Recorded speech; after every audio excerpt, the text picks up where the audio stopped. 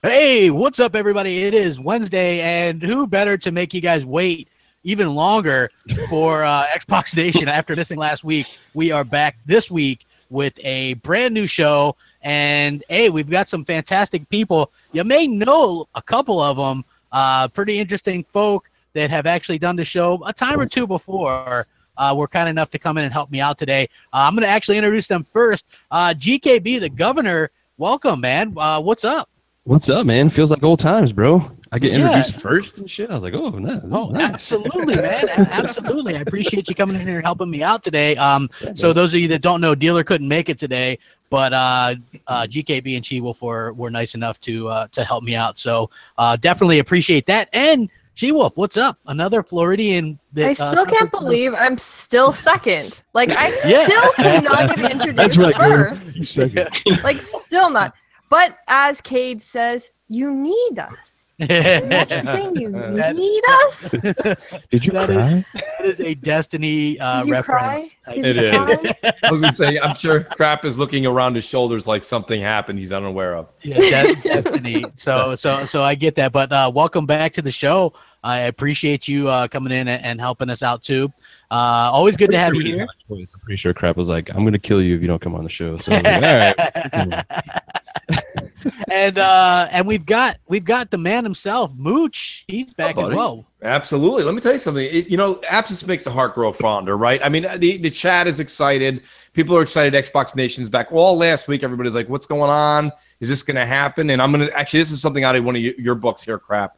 I was actually going to do a show last week in honor of Xbox Nation and just kind of explain to everybody what was going on, give them an update. But yeah, I said, same thing with MNC Mornings. It's not really the same. It's not the same when you're not here. I think it's vice versa if I couldn't make the show. So you know what? So glad you're back, buddy. Glad everybody's safe. And it just feels like Wednesday again. So it's really great to have Xbox Nation back. Yeah, it's exactly. Like 2016 Xbox Nation. It really does feel that way. I feel younger tonight. Yeah, it's great. It's really good, and it's really cool to have you guys both here on the show, guesting and stuff like that. And we've got my brother Hellhammer, which oddly enough, Hellhammer was. They're like, everybody's like, how's Hellhammer doing? I'm like, I'd love to tell you, but he was like, gotta go, and then I didn't see him until yesterday, and right on cue, he's botting a little bit, but not too bad. I was just like, I'm out. That's bad. Yeah, you're botting pretty bad. Hellhammer. That's nice. Nothing's changed. This shit. It is weird. It is weird. But hey, we've got No Chills Noof as well. Welcome to Noof. Woo! Getting ready to drop the boom. You got Noof Nukem up in this room. It is good to be back. Xbox Nation in the house, people. Crap, Hellhammer, glad to have you guys back in the loop, back or running the show again. We certainly missed you guys. Glad that you're all right. Above all else, above all the video games and everything, it is life over limb. It's all about staying healthy, staying strong, and hopefully things get back to normal in your neck of the woods as soon as you can. But it is really good to have you back, and it is good to be here. We are ready to roll. Yeah, and just speaking of the storm real quick, man, my heart goes out to anyone affected by this other storm, Maria. I know Foxy is like dealing with that because she's got family and stuff there in Puerto Rico. So that's definitely a tough one as well. And then again, with this storm, it was such a weird thing because the way that it came up just like right up the middle, I think that was probably the worst part. And then the fact that 4 to 5 days here, and we'll get into the gaming and stuff here in a second, but 4 to 5 days before the storm even hit, everybody had already hoarded everything, right? Like stores were all out of everything, gas was out, and I'm like, man, people still have to get to work leading up to this, and everybody's already wasting everything. So that was a little bit disappointing. Then the power goes out. It's like 8 days without power. It's like the first day wasn't so bad because it was rainy and stormy. And then, once it hits back up into the 90s, you're kind of screwed, and then there's no hotels because everybody's already staying in the hotels with power. So a lot of it was like me and Buddy in the car with the AC, you know what I mean? Like trying to scavenge gas, going out, waiting in a line for like half hours to get gas, waiting in a line for 2 hours to get ice. It was just absolutely insane. I cannot actually believe how insane that was, and just happy to be back and kind of getting back to a little bit of normalcy and stuff like that. I know you, like GKB and She-Wolf, you guys had some of that stuff as well. Like, how bad was it for you guys? Yeah, I mean, the wind and all that kind of stuff was pretty crazy. It was like howling like freaking some wolf outside or something like that. It was nuts. Yeah. It's pretty scary. I mean, we got kids and all that kind of stuff, so you got to be like, watching out for all that stuff. We only lost power for like a day. We kind of got lucky, but man, everything was like tore up, like the trees and all that kind of stuff. So yeah, it was pretty crazy. Dude. So like, I don't know if anyone actually like caught. I like did this little stream thing on Twitter because hey, I found out you can actually stream on live. But I showed our backyard and like the trees were bending and stuff like that. And like we have so many trees behind us, and we're like, oh crap! If one of them falls, they will fall on the house because they're really high trees. Yeah. But luckily, we had no big trees fall. Our neighbor, the top of her tree actually cracked right off, which was pretty creepy. But did you guys have like the curfews and stuff like that? Because we got hit with. Yeah, we got hit with like curfews and stuff like that. Like you can't go out after a certain time, and it made things really difficult. Just to do your life, it really kind of made things difficult and whatnot. Yeah, but at my bunker, I didn't learn electric at all. So yeah, Hellhammer was nice and I had my Xbox set up on one side, my computer up on the other. I just didn't have internet. Yeah, well, I had this sad MP5 player, and I uploaded stuff on there, right? But the only thing that was the right format was A Million Ways to Die in the West. So I watched that movie about 50 times. Yeah, I mean, it's a good movie. I don't know if it was 50 watching. You should know it by heart now, dude. We kind of have like this like ritual thing. Whenever we seem to have a hurricane or like a bad storm and our power goes out, we'll get the generator and then we'll turn around and put on Lord of the Rings. Soon as we watch the first one and we start getting into it, our power comes back on, and then we're like, that's the craziest thing. We don't need to watch anymore. And then we never actually finish them. But it's so fun. Like, it's every single time. All we have to do is put on Lord of the Rings and our power comes back. So. I just learned something from that story, though. I just learned not to move to Florida. She-Wolf said, what a tradition we have in the family is when the hurricanes come.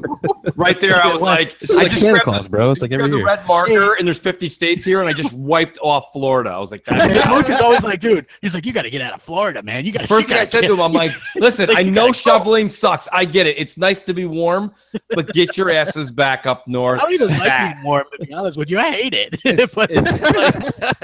It's only freezing from like the day after Christmas till March. It's 3 months. Pick up skiing. Hey, Mooch, I saw this meme earlier that was sent to you.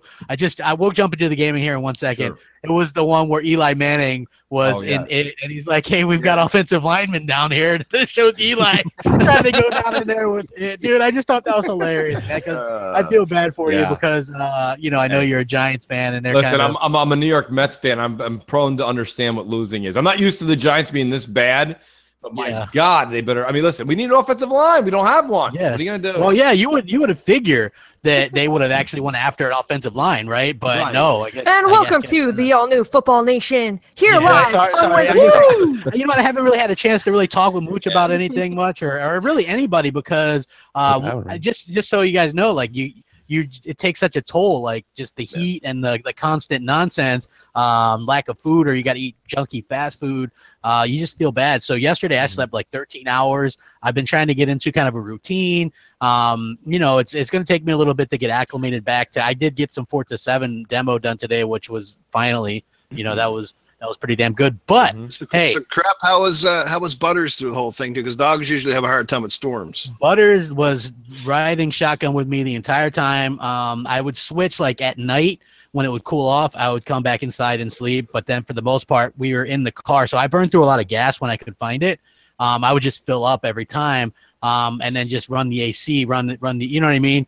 So him and me were in the AC quite a bit, and then we'd switch when it got cooler out, and you prop open some windows and then come inside, you know what I mean? But during the day, it was just always with AC and stuff like that, I heard there was a real bad Starburst shortage that there was in fact a Starburst shortage. I can confirm this 100%. So I do want to jump into the gaming though. This obviously is pretty big news. Phil Spencer got a promotion. He's now sitting like on the board with Microsoft, which is pretty cool. A lot of people are wondering what this means. He doesn't answer to Terry Myerson anymore, which is the guy who basically was controlling a lot of the budget and things like that. So now Phil responds and interacts directly with Satya Nadella, the CEO of Microsoft. And what this actually means, in my opinion, is Microsoft no longer at the Thanksgiving kiddie table. They are at the big boy table. Microsoft takes Xbox seriously and the future of gaming seriously. And I think that this is a great step in that direction. And it's also funny because all the people with pie on their face, egg in their face, who said that Microsoft was about to spin off the Xbox division, they were looking to get rid of the Xbox division. It wasn't worth anything. Now we know because the CEO himself has said it's worth over $9 billion and makes money. And now you have Phil Spencer sitting up there on the board. And that's apparently they get along really great. That's a really good story for Phil Spencer, too, because he started there in 1988 as an intern. And now he's the head of Xbox, a vice president of Microsoft, and he's on the board.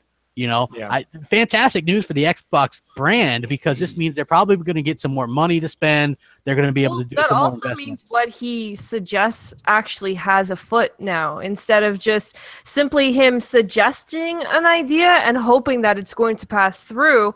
He can actually go right to, you know, the CEO and actually be like, hey, you know, I got this idea, and here's my layout, and actually go straight to, you know, the source instead of having to like wait to hear from like the guy above him and yada, yada, yada. So it's beneficial, one, for Xbox gamers because of the fact that Phil Spencer is a gamer. That's very beneficial to us because that means he's going to be pushing more than you know, the boss before him, because apparently the guy before him wasn't actually a gamer, and you know, he was just kind of, it almost seemed like he was there. Yeah, Don Matrick, it was like he was there, but not, you know what I mean? Yeah. So I mean, congratulations to Phil. Like, I'm super proud that, you know, he's finally a knight on the round table there, and he can, you know, make some really cool decisions. And I think that tells a lot from like Microsoft that they really believe in gaming, and it's like a focus for them going forward with Xbox and Windows and all that kind of stuff. And that whole like, you know, getting promoted, Phil Spencer is that way of thinking and promoting it even more. And I never understood, you know, the whole thing of why anybody would say that they're selling off Xbox. Like everything they've been doing, even before like Phil took over, like they never were getting rid of it in the first place. It's just nonsense crap that I agree with you, GKB. My 2 cents on this is a little bit of a different spin because I've watched a lot of people do videos on this. Is just that I said this years ago. I think I might have said it on Xbox Nation, maybe it was BGSC, but my point is that this was Microsoft's only real in with people in entertainment in their homes. And let me explain what I mean. Clearly, and this is not to get into the phone conversation, Apple owns people's pockets. Okay, they're in everybody's pockets. $1,000 for an Apple iPhone X. Yeah, every phone's $1,000. Welcome to the non-flip phone era, crap. I'm gonna say the Note 8 it's like $1,000. The Note 8 is $1,000 too, buddy. It's just nobody pays $1,000. Everything's monthly. Who walks up in January after the ball drops and like, fuck, I got to go over to my power company. I got to go give them around $1,300. Why? I'm not going to do it monthly. I was a baller like that. Could do that. Be like, here. Well, that's what I'm saying. Nobody pays everything up front. They just have to say the price, but it's monthly. And that's not where I'm going with this. Where I'm going with this is that Microsoft finally realized that the Xbox is their path to entertainment in people's homes. It's a box that has their logo sitting in front of millions and millions of people under their TV that they sit there and stare at every night. That was an in. So when people are like, Microsoft's going to get out of it, if Microsoft left Xbox, like somebody was going to pick up the ball and run with it. They'd be like, we'll sit in everybody's house. We're making money on that box. That box is a gateway to entertainment. Netflix, Hulu, yada, yada. It doesn't matter. Everything is on there. Spotify. Microsoft gets a cut. Okay, that's the service they're providing. And when people were like, they didn't take Xbox seriously, they don't know what they're talking about. A lot of people were arguing with on Twitter all the time, haven't even graduated high school yet. You know, they don't even know what they're talking about. So well, that's one part. The armchair devs that think that Microsoft won't get the best version of games on the Xbox One X, despite the fact that we know that you don't even need to really update. Look, if they do, let's say a developer does a game and they just go, we're going to do dynamic resolution on the PS4 Pro and just go ahead and port that dynamic resolution to the Xbox One X as well. Well, the Xbox One X version is going to perform better because it's more powerful. So even dynamically, it's going to be better. You know what I mean? So I think to be a higher resolution. Yeah, and it's going to be in a steadier frame rate as well. So it's like it doesn't even take any kind of genius to really understand that better hardware is going to play games better. I have absolutely no idea how you went from where I was to where you are right now. Yes, that was completely. You took the football and turned it into a rugby game. Listen, hold on a second. Hey man, I'm just getting back into things, man. I was like, holy crap, 1 week off and Crap's lost it. No, I want to get back to that though. I mean, this is a big deal. Yeah. So Phil's sitting at that head table. Yeah, he's a big deal. It is. He's not reporting to Terry Myerson anymore. Terry That's Myerson, huge.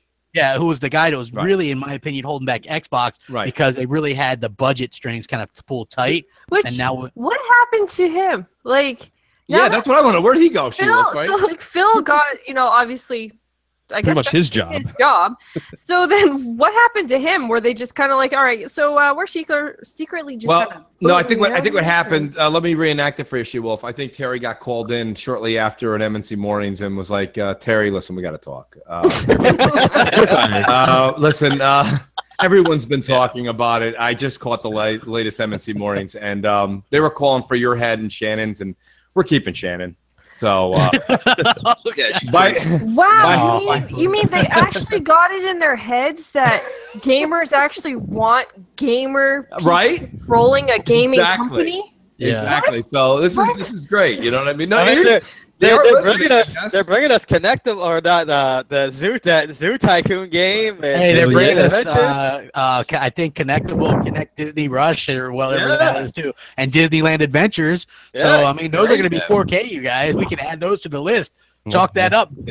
That is done. Hey, hold on. The whole Disneyland thing is actually kind of interesting, just because of the fact that those people who don't like to leave their houses can go to Disneyland without. Hey, I have that game. I have those games on the Kinect on 360 already. Not surprised there by was that some reshuffling of the cabinet apparently at Xbox, and Deathmobile in the chat said he didn't go anywhere. He's still in charge of the Windows and devices, just not the Xbox division itself. And like, She-Wolf alluded to earlier, it is a good move because it cuts out the middleman. Now Phil can take his ideologies and go straight to the head boss and sit down and have those in-depth discussions. And honestly, I think a large portion of this promotion comes from the confidence that they're seeing and having in Phil to get some of the right decisions done. And even some of those decisions that people might think are wrong are still right. Because I know he's going to take heat for the longest time with the scale-bound thing, right?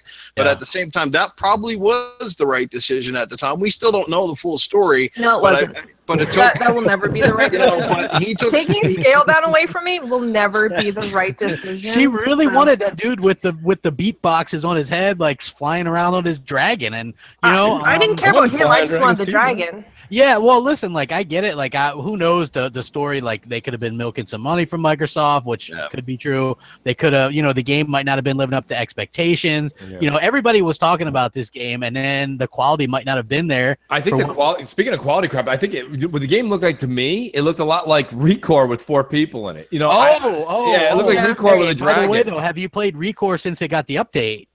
I have not. No. I gotta tell you, I think it is really good. It's good. Like, GKB, have you played it since the update? Yeah, I got the new little track robot there and stuff, and having a good time. Like, it looks better. It looks better, yeah. They took away the constant need to collect the cores. Yep. Right, like you don't have to. It's not as bad. They really did a lot of great stuff with that game. People cried about the load times. They're not that bad. They're not that bad. They aren't. Oh my god! If I swear to God, if I ever hear anyone complain about load times again, I'm just going to walk to your house, smack you, and say, really? Like, there's so many games that come out that actually have horrible load times. Like, for instance, Destiny 2. Guess what? Your load times suck. You just mask it with you flying everywhere. It's like, well, like, it's ridiculous. Like, get over Recore's load times. I'm a level 2 in Destiny 2 man. I'm stoked. Oh my god, crap! That's a whole level higher than your first game. I know, dude. Yeah. I'm proud of you, crap. Baby, I haven't played it at all. So. Well, look. Here's the thing. I'm playing it. I got a storm about to bear down on me. It's like, and then I'm out of the loop, and then it's like hard to really get into. Like, oh man, no, I want a game or whatever. You know what I mean? Like, I am starting to get that back. Like, I want to jump back in a game. But I'm still not like feeling 100% or anything, So I plan on jumping back in there. Noof offered. He's like, man, if you want to run through, let me know. So that's cool. Hit us up, man. Yeah, that's cool. You guys are on such high levels, though. No, like, I just started a new character. Yeah. It actually make it faster for you because if you roll through with a couple of high-level people, those missions will be quicker because they'll be able to come in and help you annihilate stuff. Yeah, but be careful. That's called division syndrome. Yeah, that's what happened in the Division. My buddy Snipes was like, "Hey, you guys, I'll just carry you guys through." And so me and Hellhammer were constantly like dead, being revived while he's yeah. I was like, I'm dying. I had two of my friends do the same thing, way ahead of me in level. I'm like, well, I go up there, I'm like, guys, I'm dying every 5 seconds. Like, Mooch, just hang out behind that old cop car back there. Just we'll take care of everything. You'll just see the numbers going up. I'm like, that's not a game. No, but it doesn't work in Destiny, right? In Destiny, if you're the host, if you're a low-level host of the game and you drag your high-level buddies in, it still scales the enemies to the low-level person, unlike the other one. Right. That is extremely true. Yeah, but I mean, like, hey, that is I don't dislike Destiny 2. I actually, and the music on that game is gorgeous. Oh, outstanding. It's you know, like outstanding. that music is absolutely phenomenal. I mean, I can't say enough good things about the music on that game. I don't know. On that one planet, it's kind of depressing. Which one? Which planet? I think it's like Io? It might be Io. You're not on Io for long. The like red plants and everything. Yeah. It might be Io. It has like I'm not saying like it's bad music or anything like that. It just at some parts of it sounds really depressing. Yo, bring Dinklebot back. Fuck I this want him guy. back. So okay. You know what? Bravo, GKB. Bravo. No, I agree. wait a minute. I love the went to freaking Twitter. AI on the freaking one planet better than I do this fucking goddamn ghost that's fucking making stupid Fail comments safe. that I don't even care about. They didn't Fail post that safe. about the C-3PO. Hey, I don't know, man. Dinklebot is always like, I always remember him going there that way to the death. Oh, their deaths, and not ours. You know Yeah, what I but mean? he actually like sounded like a robot. Like I actually went to Twitter and I'm like, all right, I know I'm the only one that's gonna come out and say this, so I'm gonna say it.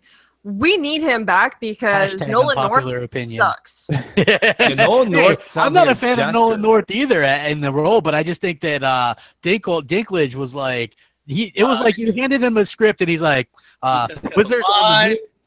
Next line, Wizards on the moon. Next line. Yeah, but he, like that on the moon, he had inflection. Where this fucking Right. guy is just the same freaking thing over and over. I'm just like, Yeah. dude, I'm so Sounds tired of listening nasally, to you. like he's trying to like pretend to be an AI. It's really I weird. drink. And Yeah, I know. Yeah, shout I out didn't to even know let it was all the on people know that are out there. I don't know what the actual association's called. It's not like SAG or anything like that, but like they got to get like, how about some new people? Give some people a chance out there. Well, I want actually, fail there is safe. new voices besides there is a Nolan North. strike or something going on right now in the voice actor world. All so, three of them.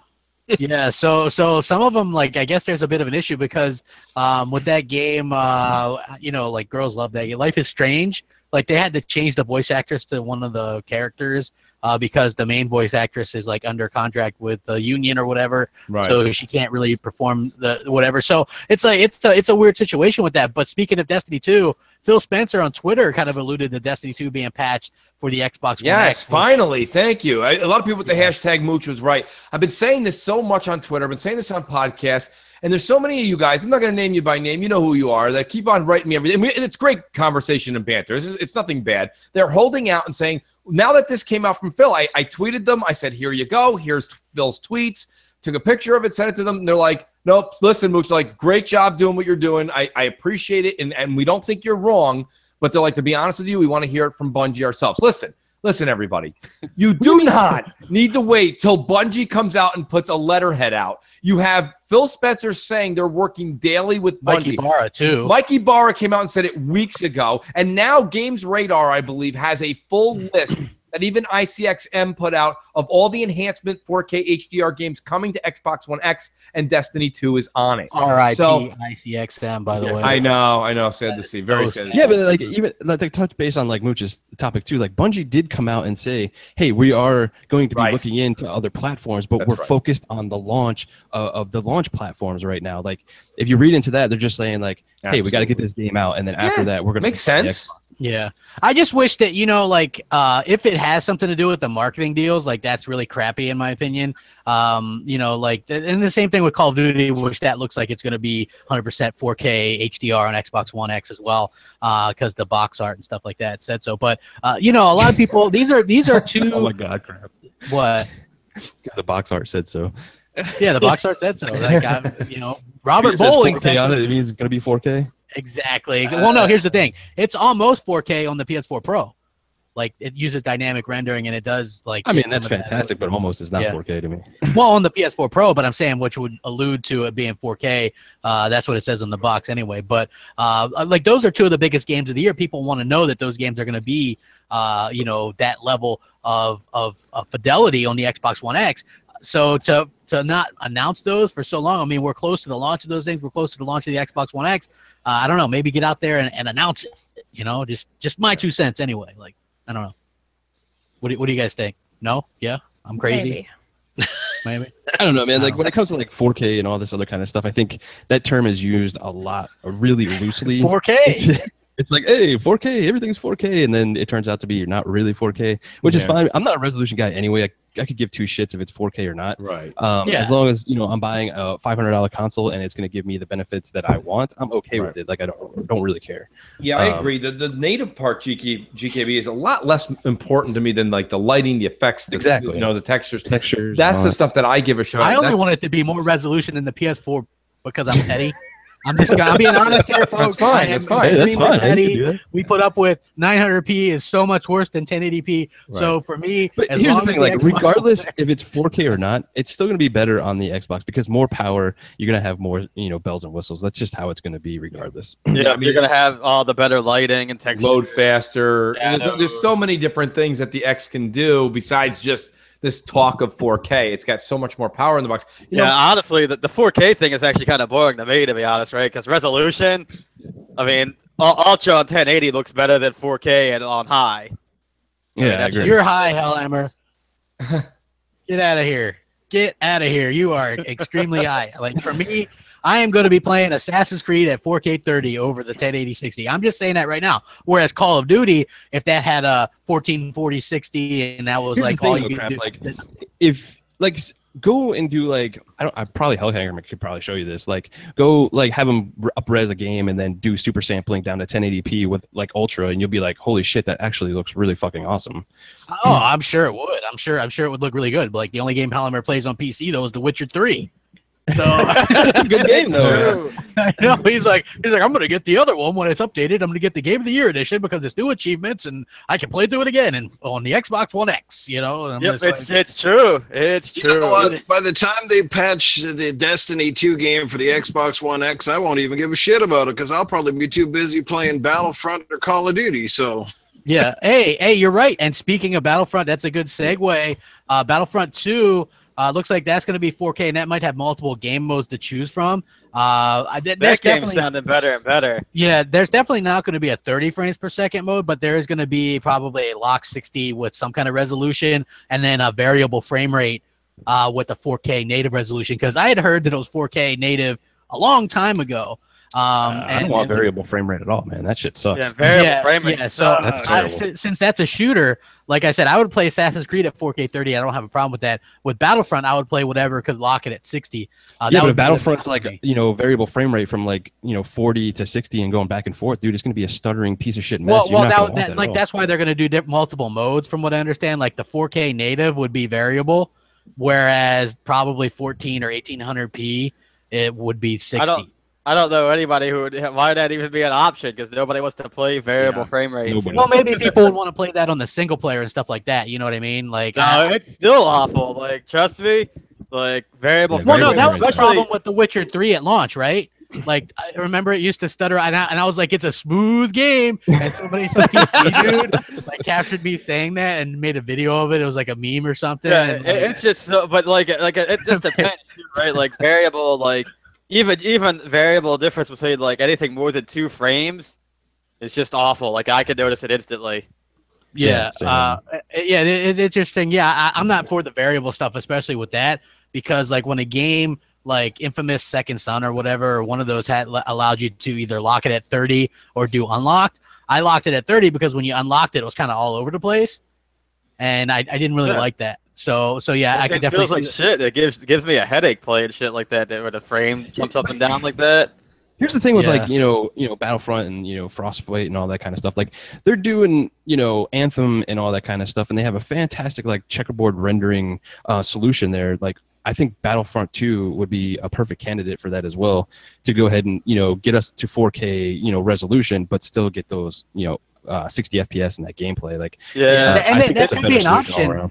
Like, did you see the Rise of the Tomb Raider thing? Right, it's going to do a native 4K 30. It's going to do a checkerboarded 4K at I think either 60 or 30. It's going to do a 1080 60 as well. So I'm all for doing the few modes. Like, let people decide what they want to do. Yeah. And I remember GKB, you were big on that as well. You know, that's what they're doing with Rise of the Tomb Raider now for the Xbox One X. That's cool. I think that's awesome, and I hope that goes forward, man, and let people choose what they want to do. You know, my thing about this is, I know, and you know, everyone's coming around, but I'm not coming around. I'm just not. I'm having a hard time because everyone's so. We say it's funny because Disney's like, I say Star Wars, you say give me money. Star Wars, give me money. Star Wars, give me money. Everyone just says that, and they don't really know what we're talking about. Like, I want to see Star Wars Battlefront 2 prove to me that it's not Star Wars Battlefront 1. And it's already proven, dude. Well, I haven't seen it. I haven't seen anything at all except for the fact that an attractive woman came out and was like, "Hi, I'm the voice in the single player. Look at me here." And I'm like, "Okay, I'm sold." Yeah, I'm Shooter McGavin. Okay, I'm not coming around. Well, hold on. Let me tell you this, right? Battlefront 1, the multiplayer was good. It was a little bit casual because you say good, I say awful. No. Noof, you would agree with awful. Me. Noof. Back me up here. Was it Battlefront 1 that the gameplay was pretty good, right? It was good if you guys were both playing blindfolded. Like, who can get more kills? It was fun. The first Battlefront was fun. It ran fairly smoothly. The graphics were amazing. It still looked good, even at the lower resolution. The graphics don't equate to fun. They don't. Well, I had fun when me and Crap played. We had fun, and I played with multiple people from the community. We have a good time. Like, one thing I like about Battlefront was it allows newer players to get in and get acquainted much faster than other shooters. It's a game where everybody seems like they have a chance at doing relatively well at, as opposed to other shooters where basically if you don't get a certain type of pack or you don't get a certain type of gun, you're just getting your ass kicked all over the place. Like, the one thing I didn't like with that COD World War II beta was anybody that was any bit good with that PPSH was just taking everybody to school. We're talking about a game that came out with the Han Solo fucking gun that you fucking wrecked dude, I love that gun. I paid $80 to get that. Wow, that was the exception. That gun, that thing was. I mean, listen, all Battlefront 1 gave you was Star Wars sound effects and big open areas. And the areas were very, very, they were not occupied by much detail. So everyone's like, wow, the snow looks really shiny. It was a little more than that. You were allowed to at least run around to some of the main characters if you were actually lucky enough to get those like buffs or whatever. And you got horrible DLC, so they gave you something. Well, I mean, listen, you know, Stephen Roush here in the chat, he says, Mooch, if you don't like Star Wars, it's a you problem. I like Star Wars. I do. I like it. I don't love it. Like everybody that just says, you guys all say you love Star Wars, you're going to buy. Now, here's my thing. My question kind of is this. I'm not going to sit here and say, which game are you not going to buy? Because I've posed that question a few times on different shows. Here's my thing. We're all going to buy them all. Let's just say that. We're going to buy all these games that come out this fall. Myself personally, until I see more, Star Wars Battlefront 2 is the game I will play multiplayer the least of all the games. First of all, Destiny's not going to stop. Call of Duty, I thought, was an outstanding, refreshing callback to what I loved and adored back in the 2007 to 2010 era of Call of Duty. And and with Assassin's Creed is a large game, okay? You've got Wolfenstein 2. I mean, there's so many games. I mean, listen. It's Wolfenstein. Wolfenstein. But I mean, I don't know. So myself personally, I'm interested to hear what you guys have to say. This isn't a mooch prediction. I'm just saying, I personally, unless I see that they went to town and made a drastically different multiplayer, that game's just too casual. And I don't think they changed here's it. The thing. Here, they did change it because this is what they did. They gave you classes now. Yeah, they went back to what made the original Battlefronts good, and they gave you classes now. So there is that, and they did do a full-on campaign, which a studio, Jade Raymond, who did some of the Splinter Cells. You're not concerned, Crap. You're not concerned in the slightest. I mean, you've had this conversation on MNC. You're not at all concerned that 3 different companies are coming together to put something together, and they're all not really talking to each other. No, because this is what's happening, right? Well, technically not, because like think about it. like if a campaign, like if the campaign guys are working on just the campaign, Right. their mode has nothing to do with the other modes, and that like so in reality, having 3 different teams come together to create one game is not really the dumbest idea. Technically, I would almost think it was a smart idea because then at least you're getting people with those smarts for just those areas instead of taking people from like say who are really good with making multiplayer and putting them into a campaign. And it's like, well, I don't know about that. So I don't know if you're like 343 back when MCC came out. I'm pretty sure they probably wanted that all in house and not have multiple Absolutely. people. GKB, me and GKB are a little bit more on the tech side. Listen, my point is this. Whenever you sub out like that, and you're like, listen, what we'll do is we'll all do this, and then we'll come together and put glue and put it together.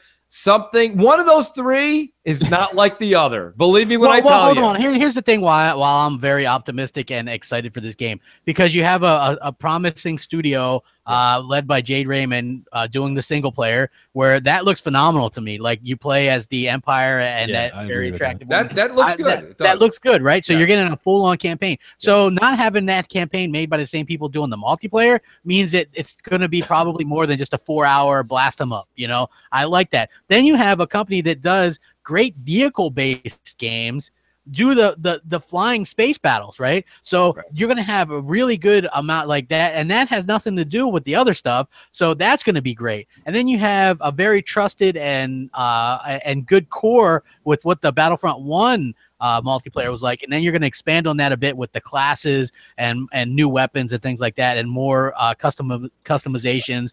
So I'm very excited. I mean, come on, like this is probably we also going to be free for this one. I heard that it is, and they're just going to make money about microtransactions. Yes, it's they went away you from. You guys got to understand something. You have to be you have to be careful when we all say this, okay? Because we sit there and we're like, down with the season pass. Don't charge me for a season pass. I'm okay with microtransactions. Then flip the switch. Now it's a different game.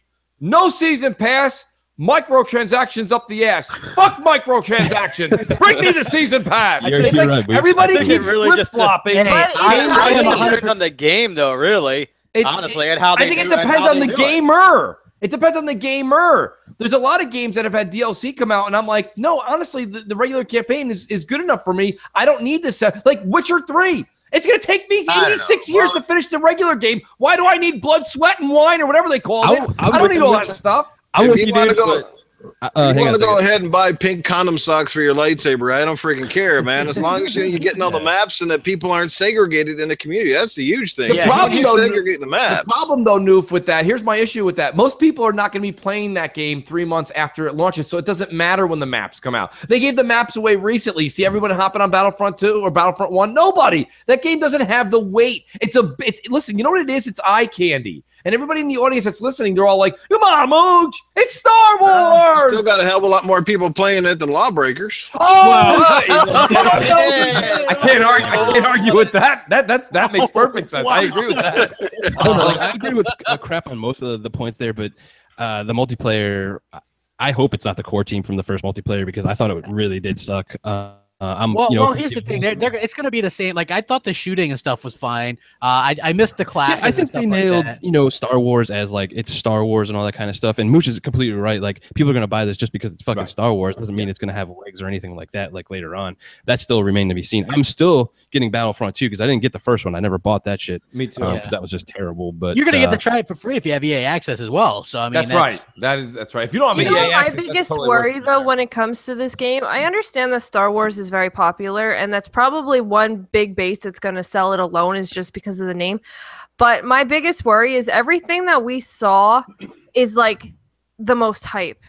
You know, like on movies, how they'll show like the best things in a movie, and then you go and watch the movie, and then it was like, wow, you actually showed us all the best stuff in it. Like it just sometimes it worries me when it comes to such high production games like this, where it's pretty much trying to stand only on its name, and that's what bothers me with the whole Star Wars thing. Like, I saw Darth Maul like fucking freaking out in that E3 stuff, and I was like, hell yeah, I am totally into this fucking. Yeah, that was cool. You get a 10-hour trial to see if but don't fall for like the caricature models though, GK. Because here's my thing. Think about this. Rogue One came out. Everyone's like, Rogue One sold. That was billions. They made billions. On the way out of the theater, okay, I went to go see it. I told you I like Star Wars. I went to go see it. People are talking. They're like, so what'd you think? They're like, Star Wars.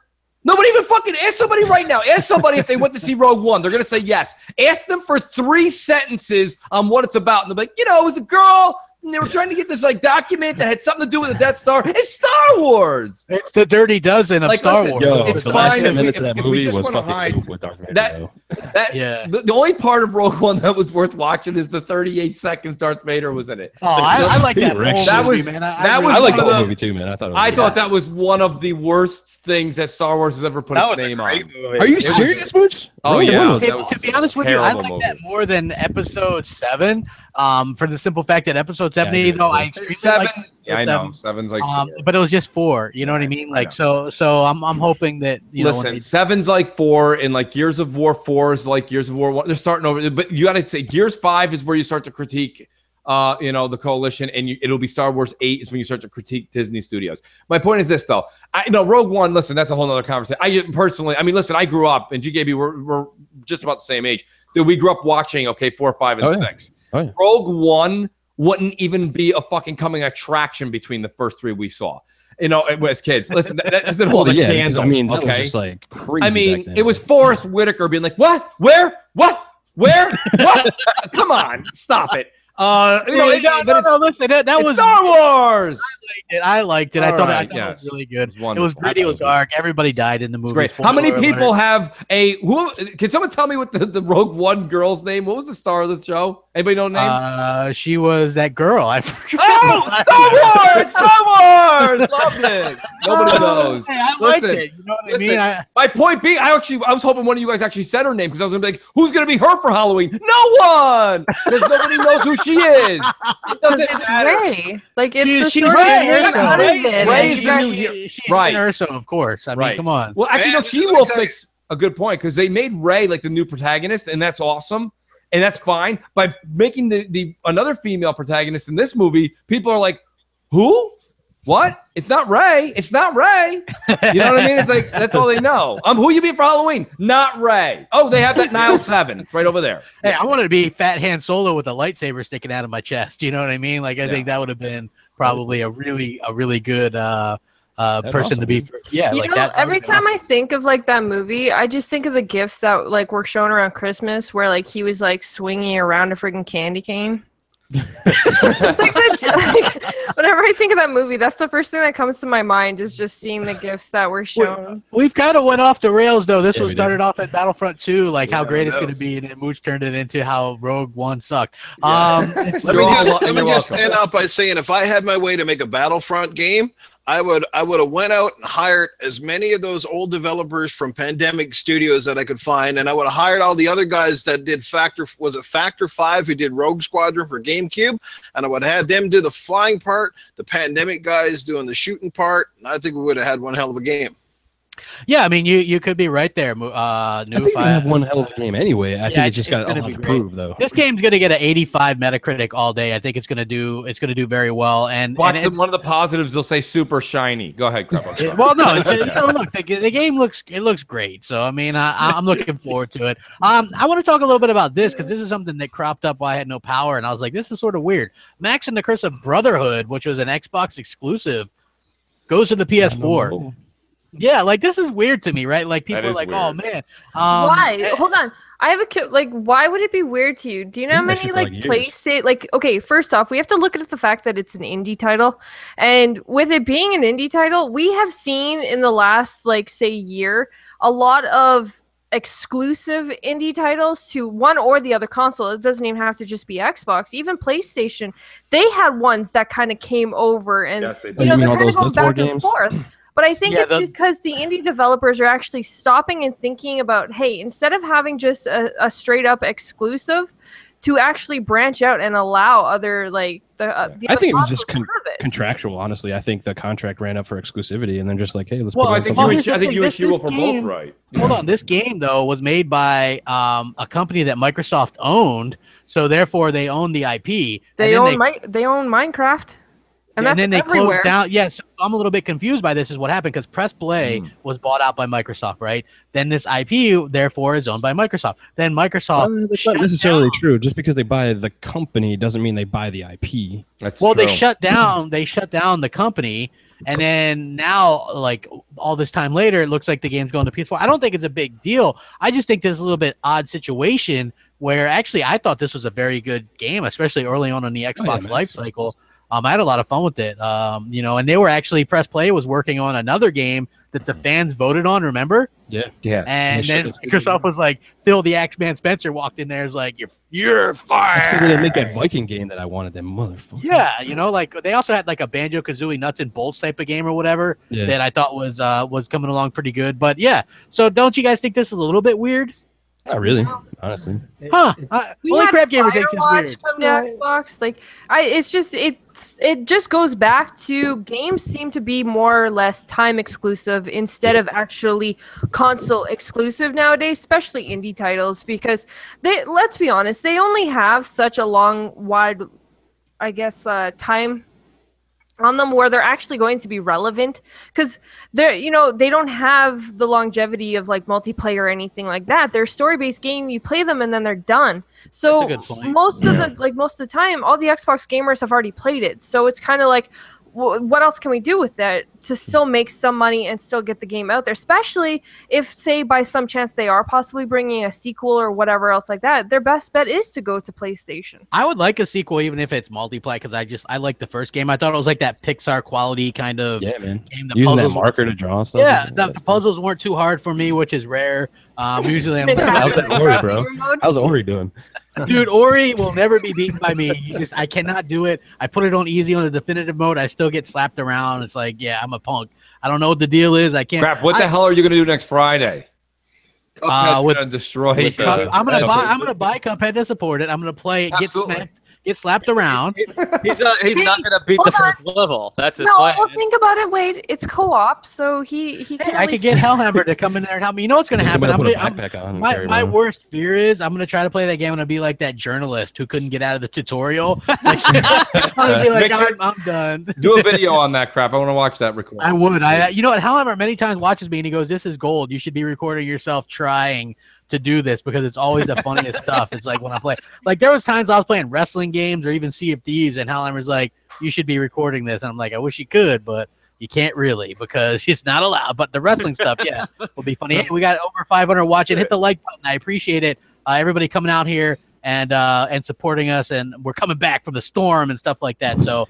Very cool to see that. That wrestling stuff was gold. Man, I was getting died laughing on that. I couldn't even do anything. I was just like punching the other guy.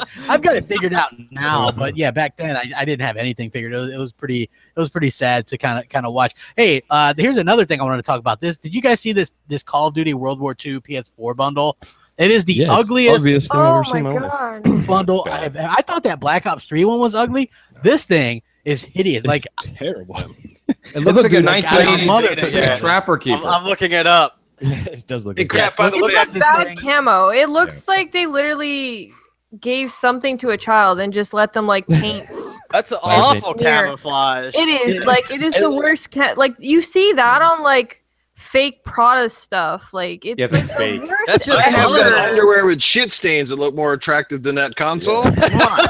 And like, dude, I was like in the army and all that stuff, and like camo was like my thing and all that kind of shit. And I looked at that and I was like, holy fuck, that's hideous. Like, who the hell in their right mind would pick this up? Like, what were you guys even thinking? Like, when you came up with this idea and being like, hey, yeah, let's throw this camo on it and blah blah blah. And it's not even the right fucking camo. It's not even the right camo. Predator pointed that out. He's like, this is like some weird of camo from some other era or something. And then you got the hideous controller that's like matte green. I'm like, what the fuck are you doing? Like, it's the ugliest thing I have ever seen in my life. It's like early on, Sony was trying. They were like, hey, let's put this cool Darth Vader sticker on it. Let's do this cool Batman sticker. Let's put this Nathan Drake sticker. Now they're just like, let's just throw some ugly fake. You know what happened? It's because they took all their effort and made that amazing looking Monster Hunter one that they just like. I haven't seen the Monster Hunter one. Is that one? What? Really? Oh my god! You should see it. It looks Monster Hunter the game looks fucking amazing too. By the way, I don't know. Do you think that's gonna do well? I don't think it's gonna do well because it's kind of like a niche game. But I mean, those graphics and they really stepped it up for this game, dude. Like I give them that's a badass looking console. Actually, I know, right? The Monster Hunter one with the dragon. Yes. That's badass looking. Okay, yeah, that looks pretty cool. And Good it's call, got like the Shields. whole red reflection thing on it, so when you actually tilt it, it looks like it's like a metal material instead of just a straight. Man, Yeah, that is pretty damn awesome. I'm not gonna lie. I'm impressed with that. That nice Japan console. only, though. Yeah, it is Japan only. They get a lot of the cool stuff, but I was actually halfway considering getting the PS4 Pro until I seen that was Japan only. I don't want to pay the high import fees for that shit. yeah, it would be kind of bad. Let's see what else we got here. We've got Obsidian. They are a developer. They've done some interesting RPG. Yeah, they're a developer. Yes, they did Fallout New Vegas. They did KOTOR 2. They did South Park Stick and Truth. So you're saying that out of 3 of their big games, 2 of them were just disappointments. Got it. No, Fallout New Vegas supposedly was really good. I don't know. I haven't played it, but South Park was really good as well. But they're open to acquisition. They were actually working on a very interesting Xbox One launch exclusive RPG that got canceled. And they say they're open to. I know, right? Like, and Phil wasn't the one that canceled it though, so we've got that going for us. But yeah, they make RPGs. The glaring hole in Microsoft's portfolio right now is RPGs. So I think this would be a really good pickup. Do it, Phil. I mean, what do you guys think about this? I think it'd be solid. Can it come back? Is it on the scrap floor, or is it back in? No, it's not. They're a independent studio. Like, they'd be open to it. Yeah, they'd be open to an acquisition because what happens is when you're an independent studio and you do they do AAA games, it's hard to get funding sometimes. So that's why a lot of the times you've got to kind of just like they've worked. Be under a publisher. Yeah, they've worked with Bethesda, they've worked with other companies and things like that. So what it would do is you would have Microsoft's backing to back your big AAA kind of games, and I think that's what Microsoft needs. They're missing that other pretty good developer that could do that RPG or that adventure type game. I think that's perfect. That's what Microsoft's missing from their portfolio. It's just an RPG game, really. Yeah. Exactly. Plus, Obsidian's got a pretty good track record with the games they've made, and I mean, second of all, the other thing is Obsidian has a pretty good track record of at least getting most of their games out in a relatively timely fashion, which is something that Phil seems to be rather fond of, and I'm pretty sure was a big reason that Microsoft really didn't step in the Remedy situation, because they have shown that while they can make a relatively competent product, their track record for getting stuff out in a timely fashion and not over budget was really bad, and I think that's why they didn't jump on that. But Obsidian, yeah, I agree with you guys. It would be a really good purchase. They got a lot of talented devs in that company, and again, we need some more RPGs, and anything to expand the Xbox portfolio at this point in time is a positive, and being right underneath, Microsoft's banner, they would be able to keep an eye on those timelines and make sure that stuff is on point and is coming out in a timely fashion. Yeah, I think Phil, with him being on, an executive vice president on the big boy table now, I think he's going to have more clout to go ahead and get some more developers. I think Obsidian would be a good pickup. I think Obsidian just needs some management, some money, and all that kind of stuff, and a good track, and then I think they'll be fine. I think it would definitely be a good pickup for them, and I think that's what they also need too, is some first party studios to do some more games. Yeah, if you look at what now that he's has the ear of Satya Nadella and he sits at the table, go, hey, you know what, Obsidian's a good thing, let's grab this. We've done a really good job of turning things around for Xbox. Everybody's excited about the X, but we need that other developer studio that could go out there and put out something that we need, which is a good RPG or something like that. We have a good relationship with them again. Maybe it'd be a good idea to do that. I think that would be something that would be really cool and beneficial to all of us as Xbox fans, because they obviously, as much as we like Halo, Gears, and I want those to continue on, the only way to get more is for them to either form partnerships for second party, which, as you've seen through multiple times, Crackdown 1 was second party. First one was really good. The second one wasn't as good because that partner was busy doing something else when they wanted a sequel, so they had to go to another developer. The other developer wasn't as good, and so you get a lesser product. That's always an issue. So even if they wanted to do a Quantum Break 2, maybe Remedy doesn't want to because they've moved on or whatever, so you get a lesser game. That's a real issue. That's why you need your own studios to kind of set that up. I would love for them to get this, and that way you'd have a good RPG studio, which is something they are incredibly lacking. I would also like more RPGs instead of all these like drop-down survival building games that they seem to be working around so much of lately. Like we're getting a lot of them. I understand that. Yo, that Jurassic game looks fucking dope though. It does, but I'm never going to sit there and build a bunch of houses. I'm right there. I want to build a bunch of houses and let a fucking dinosaur eat them motherfuckers. I totally want to do that. You must have never played that original Operation Genesis on the original Xbox. That is a phenomenal game. I had it. I sold it. Right now, that game's worth like $200 or something. But well, obviously, it wasn't that great if you sold it. Well, no, I sold it just because I was looking at the time. I was just like, well, I'm just going to get rid of some games because the 360 had come out or whatever, and I had kind of moved on or whatever. But now that game's worth a lot of money, and that game is actually a lot of fun. I'm looking forward to this new game. I was actually excited. I know people are like, oh, that looks stupid, but for me, I think that looks cool. I think Hellhammer likes those types of games. I don't think it looks stupid. It's just we're getting a lot of them. Like we got the Jurassic World one. We have the Surviving Mars one. We have like some other one that they had come out and like said about. Like I would like to see some other branching out style games instead of just these top-down survival games. The reason why you're seeing so many of these, and I like games like that. It has to be a certain type of game for me, right? Like the building games and stuff like that are cool, but I like the Jurassic World one and that kind of stuff is what's cool to me. The reason why you're seeing so many is because there's so many games being ported over from PC now, and that's real big on PC. Yeah. Yep. So I mean, we kind of skim over it. We talked about it earlier, and that was kind of what I was alluding to with the. I know we're all going to buy these games, so that's like a dead issue. But like you say that the Jurassic Park, there's the Destiny. There was an actual. I can't believe I'm saying this, but there's actually an article out by one of the gaming. The big three, and they said, if you're a parent, I think the headline, and correct me where I'm wrong here, guys, it was something like, if you're a parent in today's day and age and you're a gamer, gaming is difficult for you, or gaming is almost impossible. And the thing about it is we don't have time. Time is hard. That's why it's like you can sit here, you can be like, oh, Mooch, you got to play them all. You got to play everything. You can't, though. It's not realistic. It's like Pokemon, right? You got to play them all. You got to play them all. So, you guys got to sit there and you got to pick your poison. You got to kind of be that person that you were when you were a kid again, where like games came out. And when we were kids, it was more like the monetary thing, right? It was more like, well, I can't go get all those games because, you only have a paper route. It's like I can't do everything. But at the same time, now you might have the financial means, but you don't have the time. So I mean, you take it, and I keep poking at this one game like Destiny, but there's games like Destiny. There's Destiny, Mooch? Get out of here. Yeah, but crap. Next year we're gonna have the same conversation. We're gonna have the same conversation about Anthem. And you keep saying Anthem. I hope you're prepared to put in 1,100 hours into Anthem, or you're gonna play Anthem for 3 days too, because like Anthem's gonna take a lot of time. And like this is the thing. And let's be honest, how many people have backlogs? Seriously, a ton of us. What is the backlogs for everybody? Because they're huge. They're huge. I lost track of mine. So. That's what I'm saying. So it's like this Jurassic game, and everyone's like, well, who wouldn't want to just build up some fences and watch something tear it down? Well, not me, because I don't really have the time to build the fences to watch something tear down in 30 seconds. I don't. That's not really the time I have.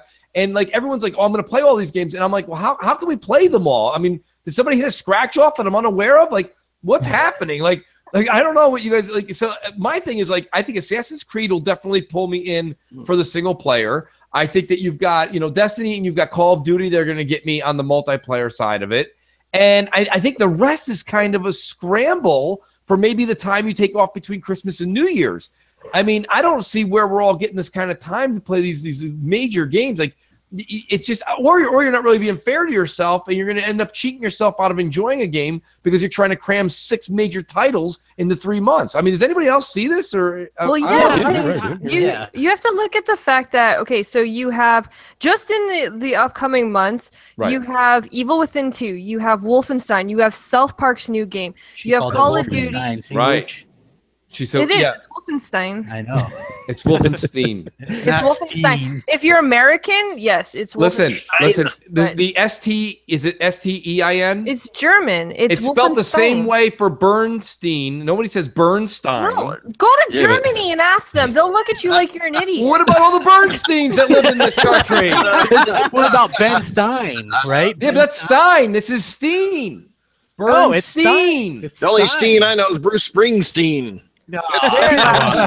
Okay, anyways, back to the point though. Back to the point is we have so many games coming out. Like you still have, Battlefront, you have like I just named a whole bunch of them.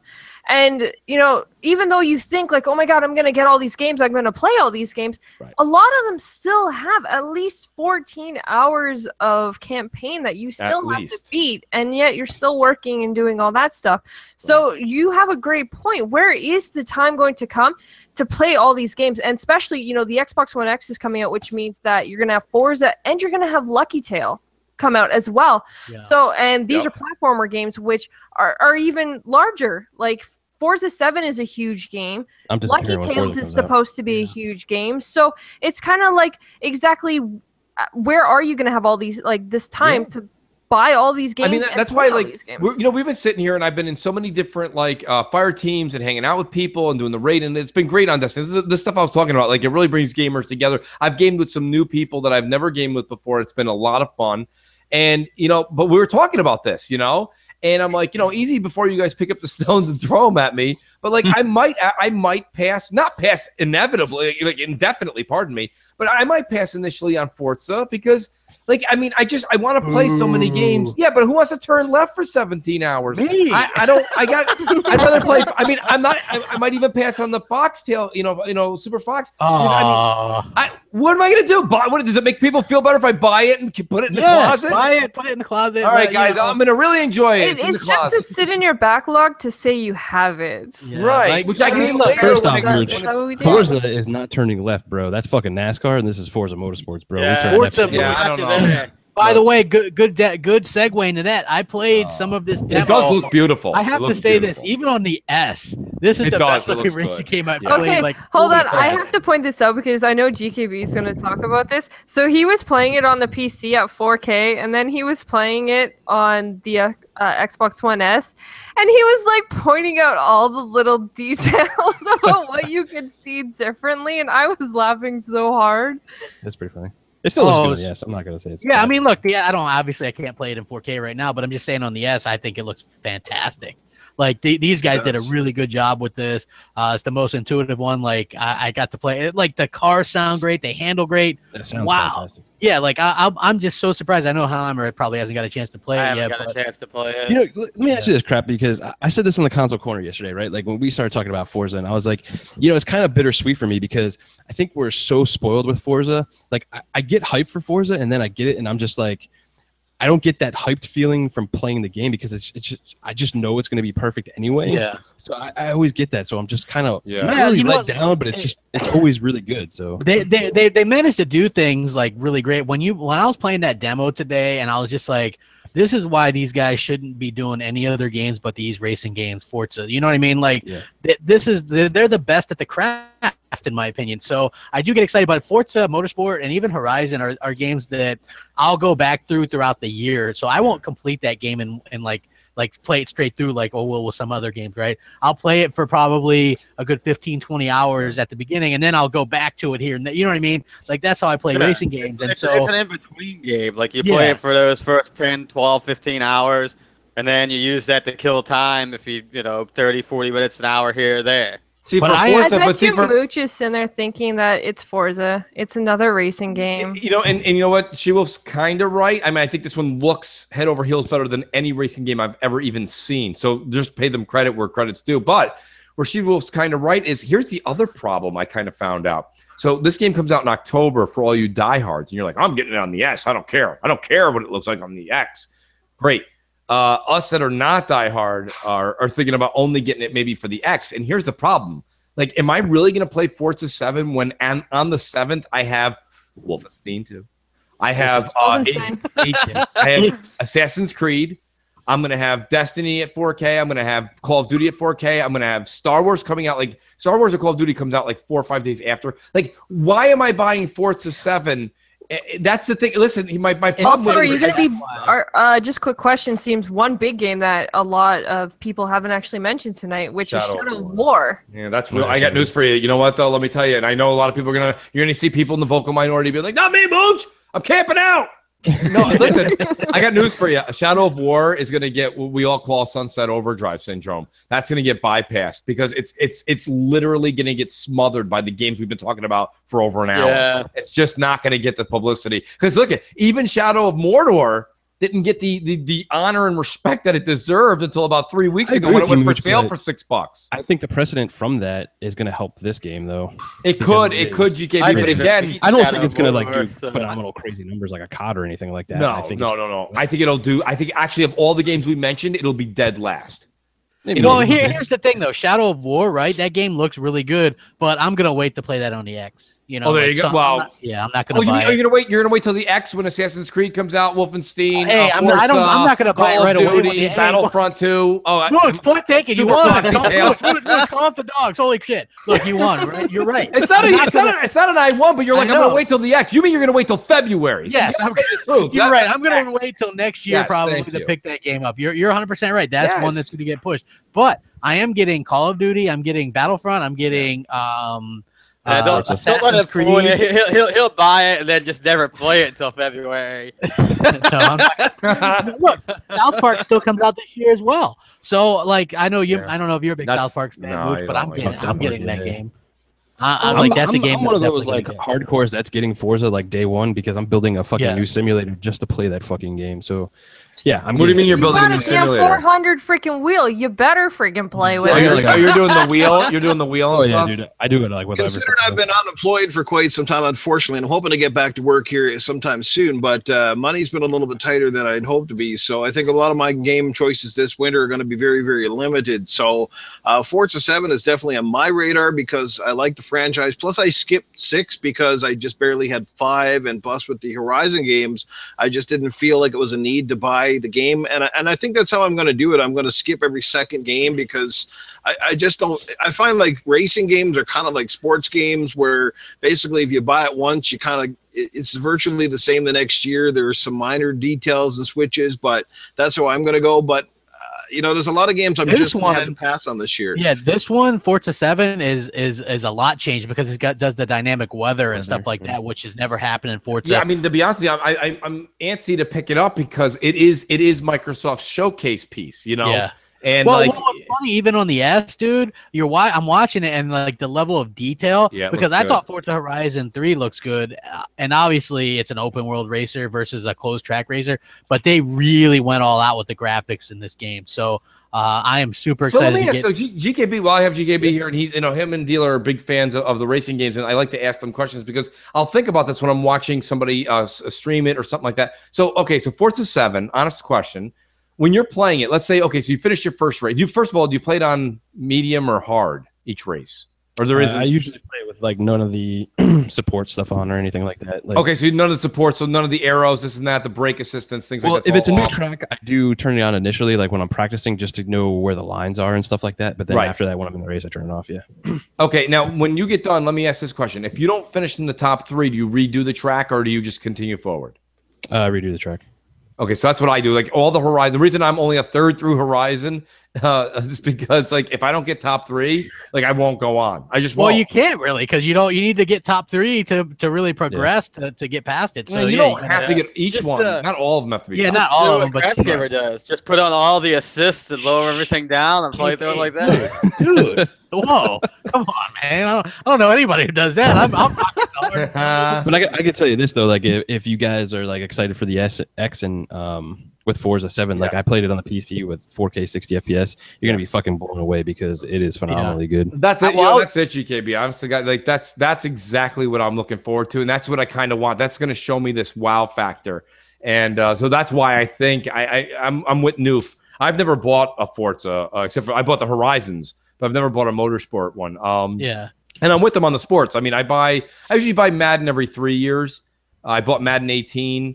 That was a great selection, by the way. I mean, we don't talk about sports games. I don't know why we don't. We're all going to sit here and say Forza just left games with gold. Forza 5. Yeah, Forza 5. Forza But, you 5, know, yeah. I mean, now that the thing is, you know, She-Wolf, that's almost like a day. You know what do you say? Well, a day late and a dollar Forza 6, short. it should have been Forza 6, obviously, Agreed. because you know it is already It's 2 years old. It was nice and, of them to put spend the $5 on us. Though. Look, it wasn't even a problem with with it being an older game or whatever. It had to do with it. Forza 5, objectively for me, was probably the worst Forza game that came out. My whole thing was that with them just giving it to us, what, this month or last month? I think it's this month. It's still it was available. this month, but they already changed it was the 1 to 15. Oh yeah, but of this month. No one's shedding a tear over that miss. But you know, the thing about it is like I with 7 so close. Like it's Honestly, like, who wants to play 5?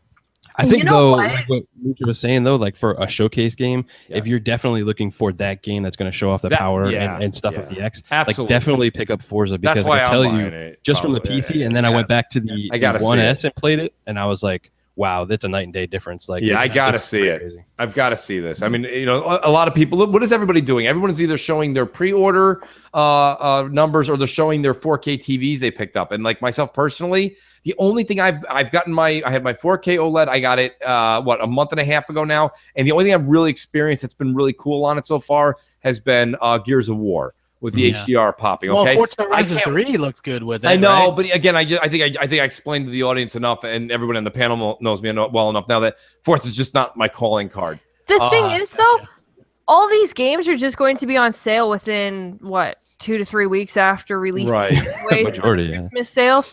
So any of these games that you guys are all excited, like even the people in the chat and stuff, if you're excited for any of these games, don't get them day one. Just hold off a little bit, because as soon as Black Friday and the Christmas sale comes, all of these games will drop. They'll saw drop it to with like Call of 40, Duty and 35 Titanfall. bucks. Yeah, you're right. Well, Sure. it went back to like, when we were like debating like when the Xbox One X was going to come out and all this other stuff, and this is where like we're getting into that conversation now of like, damn, I wish the freaking Xbox One X was out now. Yes. And now I'm like waiting for these games, and I don't want to play them right now. I want to wait for the X and and like, drive me crazy.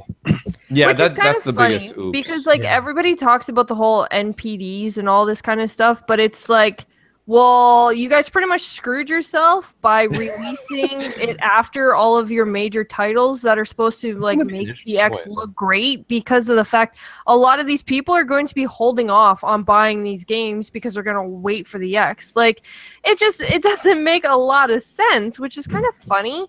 But at the same time, again, just wait for sales, guys. If you don't have the money and you're not in a huge rush to get these games, just wait for sales. They will be hey, on look, sale. that's not a good approach for everybody to go out and rush to get all the games, because you can literally only play some games at a certain time. You can't play them all at the same time. So it's a weird situation. Like I usually buy them, and then I'm able to kind of like hit them up later on when they're in the backlog. But yeah, he buys them when he gets his ass kicked on him later on in the backlog. yeah, then they go on the backlog for a bit. But hey, I gotta say that I did enjoy like the Call of Duty World War II demo or beta. That was really good. I thought that was really. Me and Hellheimer actually got to play that, and fantastic, man. I thought it was good. Oh my god, I'm Eat that crow, girl. Eat that crow. I will like. Except for that fucking rocket. Ugh. Oh, Hellheimer's you like guys- the rocket guy. Woo, he I killed always me hated again. boots on the ground. Like I love the futuristic style of games because you can't camp and stuff like that. But I actually really enjoyed Call of Duty World War II. Yes, I played the so did beta I. and I loved it. I really enjoyed did. But it's because of one, Sledgehammer. I've always loved Sledgehammer. So as a developer, I just, I've always loved them. They did a And good job with that. Yeah. They Yeah. did, but what was so great was their maps are not just a 3-lane style map. Like Yeah. they literally have you go into like one trail, and then you can go like 3 different ways. So camping is actually a lot harder in this game because they have open spots where it needs to be, but then they have the lanes where they need to be, so that it opens up everything enough where you can come at all corners and pretty much get caught if you're trying to just. I'm not gonna call that like a win yet. We got to see the rest of the maps because we only got to see a couple. Yeah, but the I ones like that the we smaller saw- maps that they had on the beta. I thought they were They like were really good. I thought they were well. because they tried to get the maps too big in previous games. You know what I mean? Like Yeah.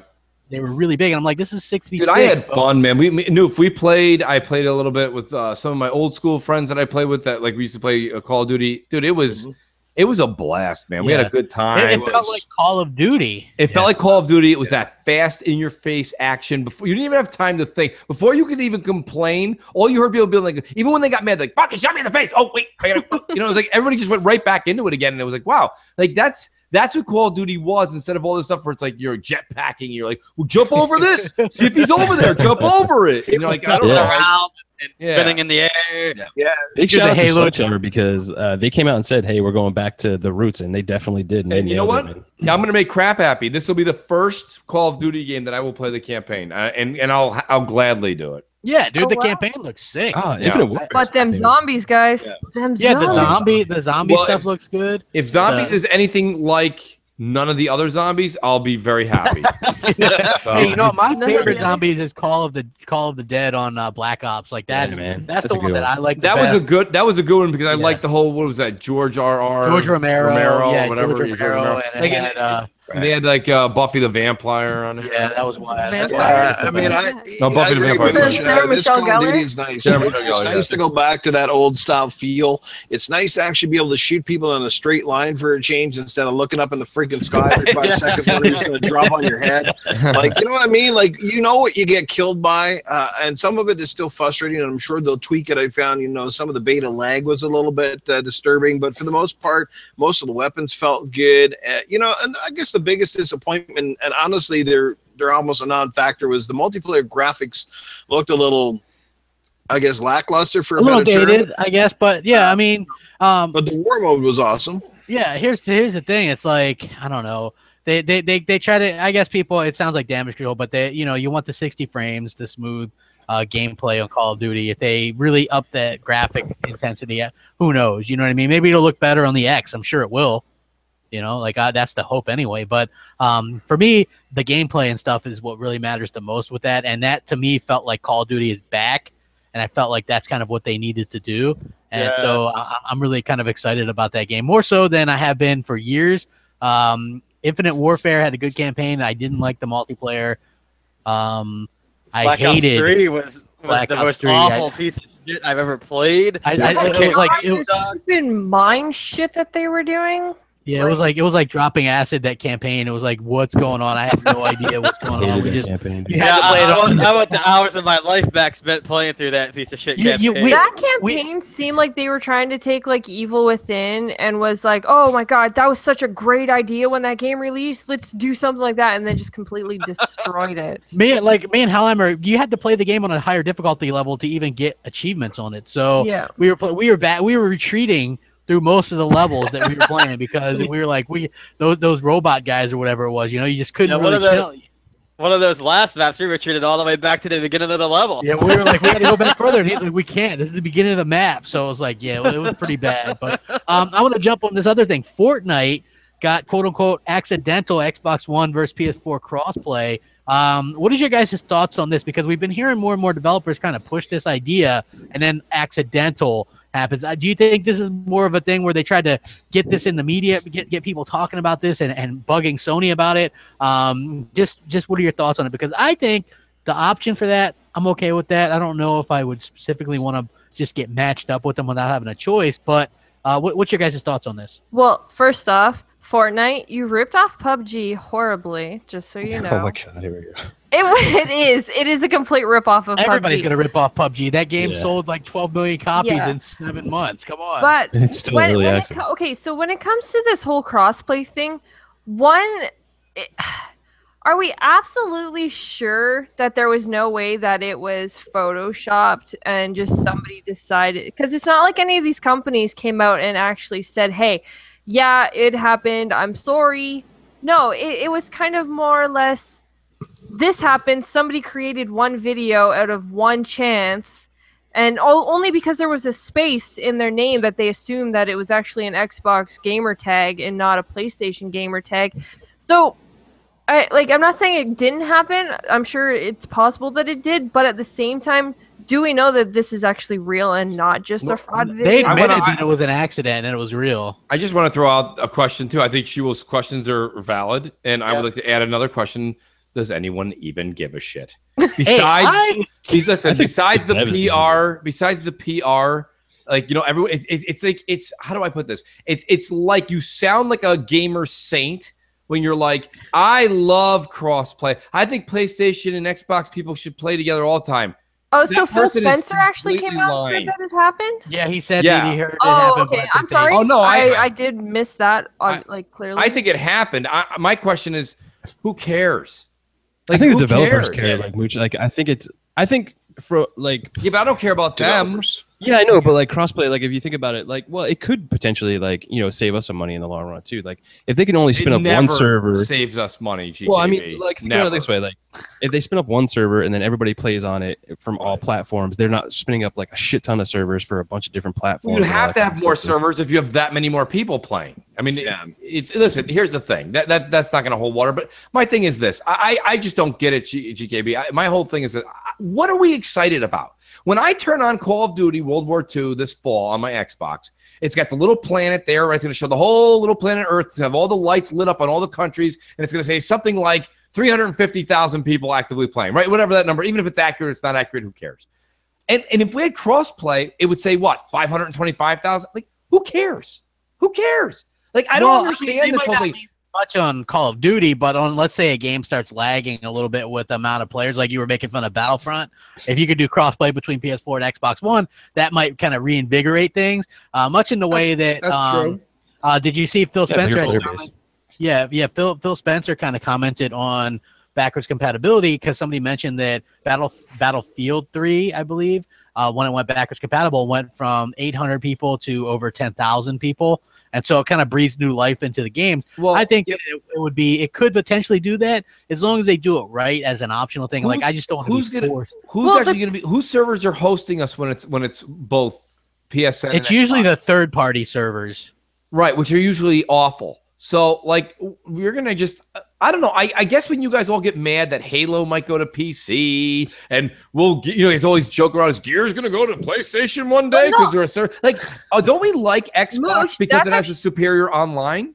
Mooch, like, that's actually a really good point, though, because you point out like how the whole Gears thing, everybody bitched when that came cross-play with mouse and keyboard players. Yeah, everybody. You're pointing to crap because I didn't say a lot of people. I don't want to play against mouse and keyboard. Like I'm fine with if they want to do the separate lobbies or whatever. Like I don't really like messing with the PC side. I don't really see. I just don't see the. I think that I kind of understand Sony's point a little bit, but Sony's actually dumb to renege. They should say yes, yes, yes.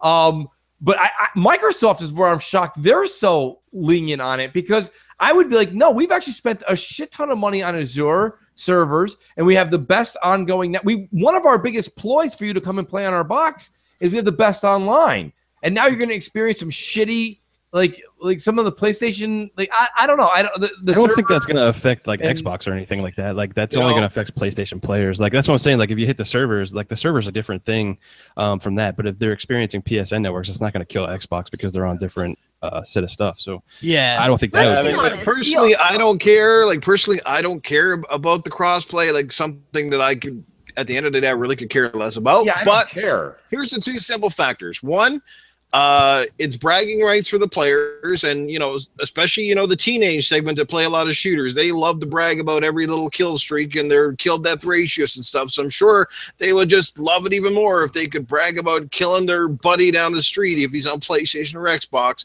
And like Crap alluded to, at the end of the day, it's simple math. The more people playing on the games means more money, means more microtransaction sales, more DLC sales. And if a game is lagging behind, if its user base has dropped off a little bit by having the extra, especially with PlayStation, considering they have a bigger install base, I mean, it might encourage that kid, say, who doesn't have $300 to go out and buy an Xbox, but he wants to get that game because his buddy down the street has an Xbox. He's like, I'm on a PlayStation 4. I'm going to pick up a copy of that Call of Duty game now. We're going to go, down and get it on together. What about families? Longevity too, though. Right. Yeah, what about families that have a Honda and an Acura, and they lose? The one of the spouses loses the keys to the Honda. They're like, but it's the same company. Can I just use my Acura key on my Honda? Listen, that's a you problem. I don't understand. I do get Sony's point. I really do get Sony's point in saying, no, this is our system, our ecosystem. If you want to play, you have to buy the box. Like crap. This is the stuff that I don't understand.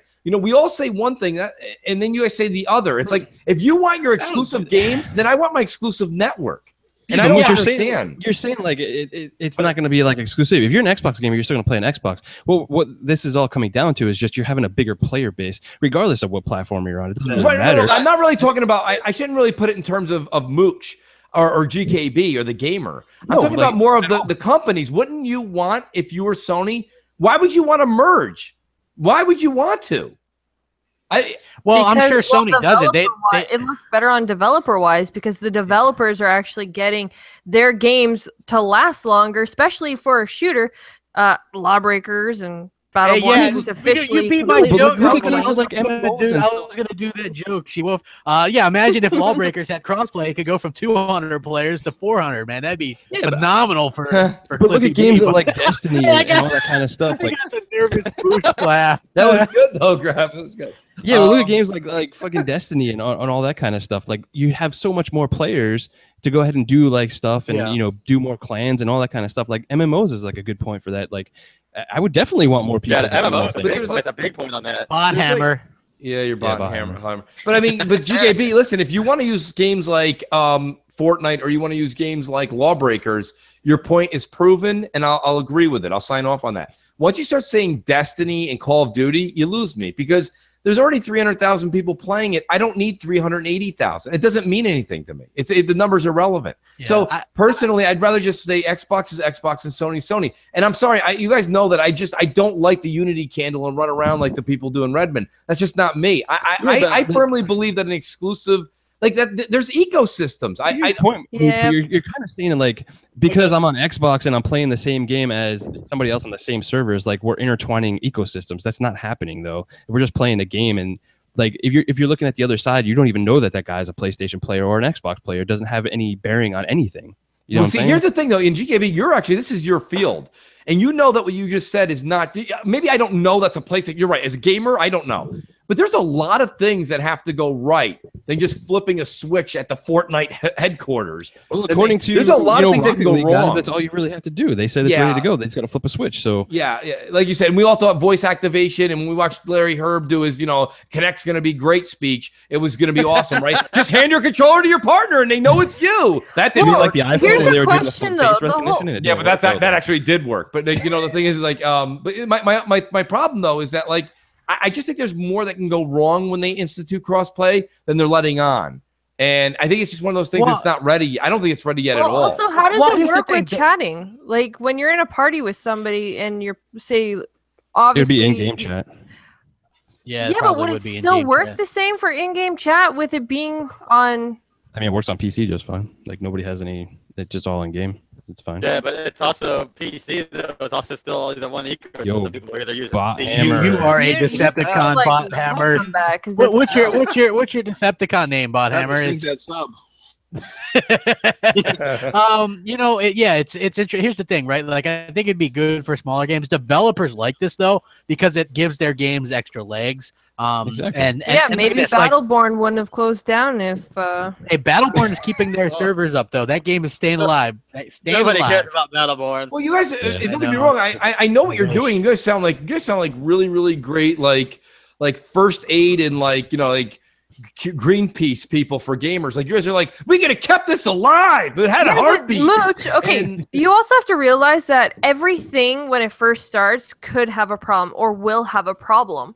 Like that's the thing. It could either go either completely utterly wrong, or it could go completely utterly right and actually give games the longevity that they need to actually last longer and make their games last. But yes, there is going to be that dips. I'll agree with GKB to the point where yes, when I turn it on, I'm not going to know, so I don't care. It really doesn't affect me day to day. But I just think that this whole movement is kind of like it's just over the top. It's not needed. But it's just over the top. It's just like everybody's just so like Greenpeace about it. Like, well, here's the thing, Mooch, right? Like that's kind of interesting when I read this. Psionic, the guys that make Rocket League, they went to Nintendo and they were like, hey, we'll put Rocket League on the Switch under one condition. Mm-hmm. If you do crossplay with other consoles and PC, and Nintendo said, whatever you guys need to do. Right? Yeah. So that to me. That's Nintendo being like, for the love of God and everybody that follows any religion, please put a third-party game on our console. Well, no, listen, it's still selling and killing NPDs every month. So. It does, but what I'm saying is this, Mooch, also, right? developers want the crossplay stuff because it keeps things competitive. It keeps the numbers up. I think it's more what She-Wolf said. It keeps dying games alive longer. That's what it does. Yeah, I mean, I don't think Rocket League's in any danger of dying, but I think that Rocket League is a very simplistic, easy game that, like, I don't mean easy like it's easy to play, but I mean it's just an easy made game that they just want their name on everything. Like, kudos to them. I think they're a great business model. But I mean, like, you can't say Rocket League is like Rocket League's not anything you would like. You have to see like Call of Duty go mainstream. I doubt that they'll ever do that with Call of Duty. Well, that's what I'm saying. If you're not going to get Call of Duty, the thing is dead in the water already. Well, no, well, here's the thing. Here's one of the biggest properties, Minecraft, guys. And I mean, if you're like, say, if you're at home, you got to work or something, and you're on your Xbox, and your family leaves to go on a trip without you, and they take the Minecraft, and and your kid wants. But he takes his Switch, like stuff like that is almost ingenious and priceless, especially consider Microsoft doesn't have a portable in its own family of consoles. Like, it's a no-brainer, and it's just a bonus. At the end of the day, it's a bonus whether you use it or you don't. But something like that is the optimal situation, whether it is Rocket League or Minecraft. If you think about like Play Anywhere with your cell phones, technically they have a portable. Okay. And you have like the Windows Store on like apps and stuff like that. That's a bit of a stretch, She-Wolf, but okay. Oh, come on. well, no, here's the thing. I don't know what the hell they're doing. I don't know. You have to leave and then come back in. Sing that sub. Unplug your mic and then leave and then come back in with it plugged in. I don't know. Unplug it, leave, plug it back in, then join back in. That's usually what I do, and it works. But it's Better Together update today. Again, this is something that isn't coming to PlayStation because they haven't agreed to the crossplay yet. So it's on Switch, Windows, and like PC and Xbox One and stuff, which is pretty cool. So like at least Microsoft and they're kind of playing hardball with that. You know what I mean? Like, hey, start enabling this stuff and let's get it going. You know what I mean? And I think that's pretty important along the way as well, because they want to see these gamers kind of play together. And that's a game where does it really matter? It's not. I don't think it's a competitive game. So you might as well like let them play together. I think Sea of Thieves is another game that's gonna just allow people, I guess, to probably play together whether they want to or not. Yeah. I don't know. Oh, Xbox One X pre-orders, the regular ones went on sale today. Looks like they're doing very well. Yeah, I said that they were going to come a month later. Yeah, and well, it's interesting that how they did it, right? Like, apparently in Germany they sold out really fast, and some of these other countries that Xbox isn't traditionally known for as doing well in, apparently they're doing pretty well. Yeah. So I mean, what do you guys? That's what happens when you sell it as a Blu-ray player instead of a console player. Hey, that was another topic that I had too, but we might as well jump on that real quick as well. So in Japan, they sell the Xbox One S as a 4K Blu-ray player instead of a console, and people like buy it for that because it's the cheapest 4K Blu-ray player. Which Hellhammer, while Hellhammer took his PS4 and his Xbox One S to his bunker during the storm, and he's like, I couldn't watch any Blu-rays or DVDs because you're not connected to the internet. Yeah, that was bullshit. That DRM, bro. Yeah. Yep. Yeah. That was bullshit. I thought that was funny though. Like he's like, I had to watch Harry Potter. Oh wow. Also, for anybody, just throw this out there. GameStop is actually doing like a $200 trade-in towards your Xbox One X. It says up to, so you have to define it though. Sure. Well, if you have a 1 terabyte, if you have a one or two or one, two. Isn't it? Yeah, I think it might be a 1 or 2. I don't know. Let's see. Yeah, because I mean, I was using 200 loosely a couple months ago, and that was before anything came out, and people were like, well, that's going to be if it's the 2 terabyte, and I think if you have the 1 terabyte, I don't think it's 200, but it could be. Oh, they better. I don't know. I'm not going to get rid of my S anyway. I'm kind of attached to that thing, but yeah, I like. I just bought mine, so. Yeah, I think it's a fine console. I think it's probably the best one up until the Xbox One X comes out. I even like it better than the Pro. I'm not in love with the PS4 Pro. I'm not like a big Pro. Oh man, you absolutely love that Pro in your. I'm gonna have one Xbox One X. Of course, I have the Project Scorpio, but I think I'm gonna wait until unless this deal is like insane. Wow. Okay. So what do you got, you? Yeah. Wow. So the trade-in to get 200 is not even for an Xbox One. What is it for? It's The for PS4? Nintendo Switch or the PlayStation 4 Pro. Right. You get $200 trade in. For a standard PlayStation or an Xbox One S, you get $150, and for a normal Xbox, it's $100. So it's $200 is not even for the friggin'. So maybe I can trade in that. Well, here in Switch, 'cause Canada, we don't use that damn thing. Come on, Crap, $3.99 for the gamer. and PS4, Xbox One, which means they are giving you $200 Xbox One in Canada. Mooch must be coming from a ship to shore underground in Canada or something. I don't know, man. Like he's his internet's botting a little bit, but mine or Noobs? Noob. You said Mine Noobs. is botting now. A little bit, yeah. Damn. Yeah, it's a little bit. It's not too bad though, but yeah. So it's not Hellhammer. I don't like Hellhammer's is weird. It's not like it's botting so much as like it's scratchy, like there's a loose connection or something possible. I don't know, but cut out. Yeah, his did or me? No, his like that. Oh yeah. That's cutting out in there. It doesn't do like a robot voice though. That's true. Hey, hit that like button, everybody, because we're still going. Yeah, we're still rocking it for a little bit longer anyway. So yeah, that's I'm hoping that they do very well with Hey, this if anybody console. wants my Gears of War custom console, I'll be selling it for over $200, and I can't wait to get rid of it. So Hey, if anybody would like to have it, Foxy's not. Yeah, Fox is gonna like hearing that. I'm getting a hate text or a hate tweet right now. Yeah. No, listen. eBay, you could probably sell it for like $600. You know what? Honestly, She-Wolf, you're not that far off actually. And I mean, I think I'm gonna take the 1 terabyte one I have, the one everybody got. I went and bought the Madden one there. And I think I'm gonna do that one for the 150 and grab my Project Scorpio with that one. I have the white Madden one. Me and GKB can just take our NES Classic and just sell it for like $1,000, and we'll. Hey, I tried to get that Super NES Classic, and that got nothing. You know what I mean? Like that. Like as soon as it goes up, nothing. You can't buy it. You know, but they are supposed. I got a call for that, and they were like, the manager at our GameStop. He was like, "Oh, hey, I have one for you." I'm like, "I can't get down there right now," and he's like, "I can't hold them." He's like, "I can hold it if you're going to come right now." I'm like, "I can't get there." He's like, "Fine, I'll hold it if your husband gets off work." And that's it. I'm like, "I don't think he can get there. He's not over in that area." And he's like, "Well, I can't hold it." He got all mad at me. And I'm like, "Well, I guess I'm not getting one." Man, those things would have been sweet though. Those Super They're NES. bringing them Did you back out, get one, though, Mooch? apparently. Did you pre-order this? I tried and it to no avail. But I mean, I will say this much: I did go up and talk to the manager that I know over there at GameStop. They said, "Listen, they're like, just be here in the morning, you'll get one." And I'm like, "All right." So, I've heard that before. But aren't they doing another wave of them anyways, like next year? Well, they're doing the NES ones. They're getting another wave because imagine that something that sold very well and made them money is Nintendo's weird, right? Because their stock's at like a all-time high or something right now. I'm telling you, they see sell that them on analyst eBay for all the money and then just. Firm, they're like they're saying they're predicting 130 million Switches sold by like 2021 or something like that. So that is absolutely insane. I don't know if it's going to do that well, but I do have to say some people like Next Gen 720 a little bit of egg on the face because this thing's getting third-party support. It's getting Wolfenstein 2. Wolfenstein.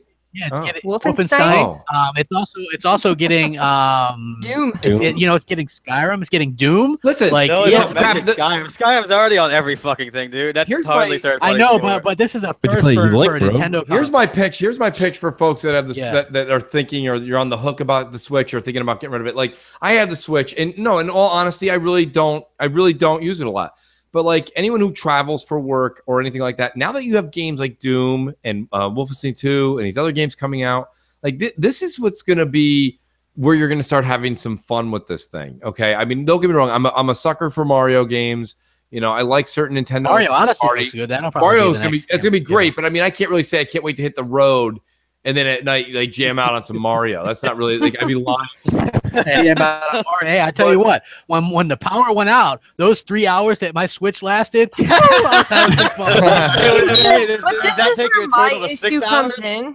Like a lot of people who got the Switch, I'm sure keep it docked and actually have it on like their big screen. Absolutely. How exactly is Doom and Wolfenstein going to pan out on the big screen?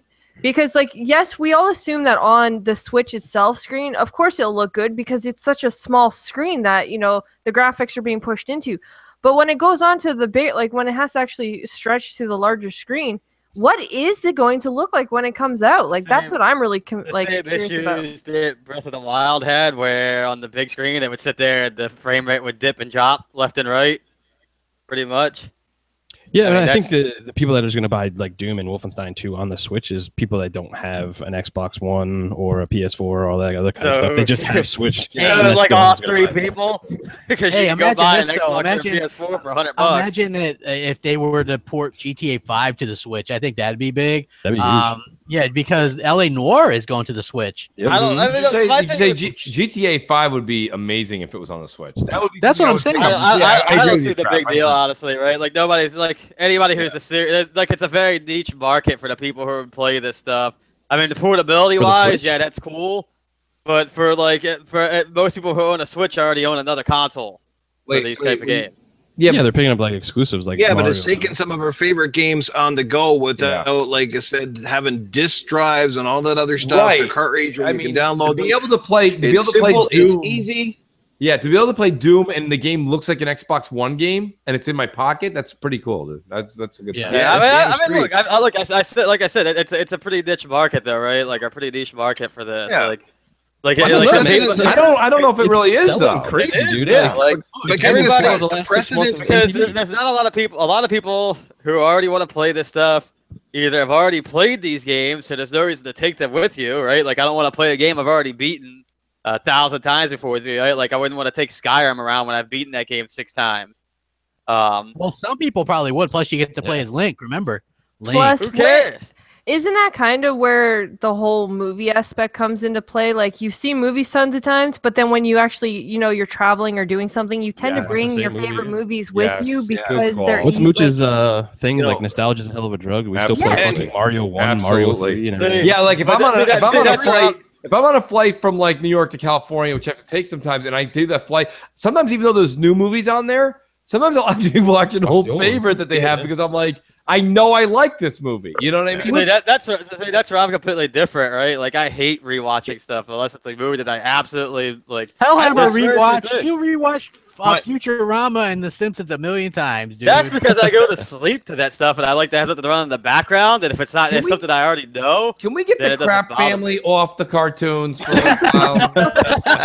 Just a week, please. Hey, but here's the real cool precedent here. It's not just the extra third-party games, which are very welcome on a Nintendo platform. They're also M-rated games, which is almost something unheard of. Like for that many, like LA Noire is M-rated. You got Doom M-rated. Wolfenstein's going to be M-rated. You know what I mean? Like it also kind of blows away that family console notion that we've all sort of gotten used to with Nintendo's.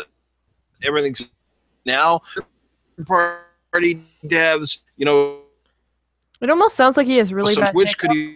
And he's like, it sounds like he's talking through a fan. It sounds like he's doing that Ace Ventura when he was like screaming, close the door. He's like, oh! I think he has no idea that we're talking over him.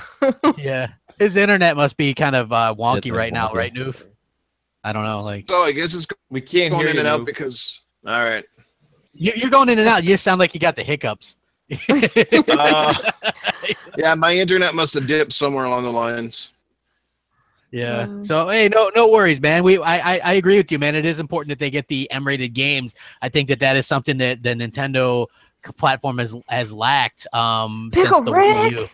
Yeah, I don't know. I don't know what that is. I know it's something. Oh my god, are I've you never seen Morty, bro? I've never seen it. Oh my god, go watch Rick and Morty. Garbage. Oh my god, I've never seen it. What are you talking about? The cartoons like freaking Futurama and all that. You have to watch Rick and Morty. I've watched it. I hated it. Shut up! You don't I've count. never seen it. I I will check it out.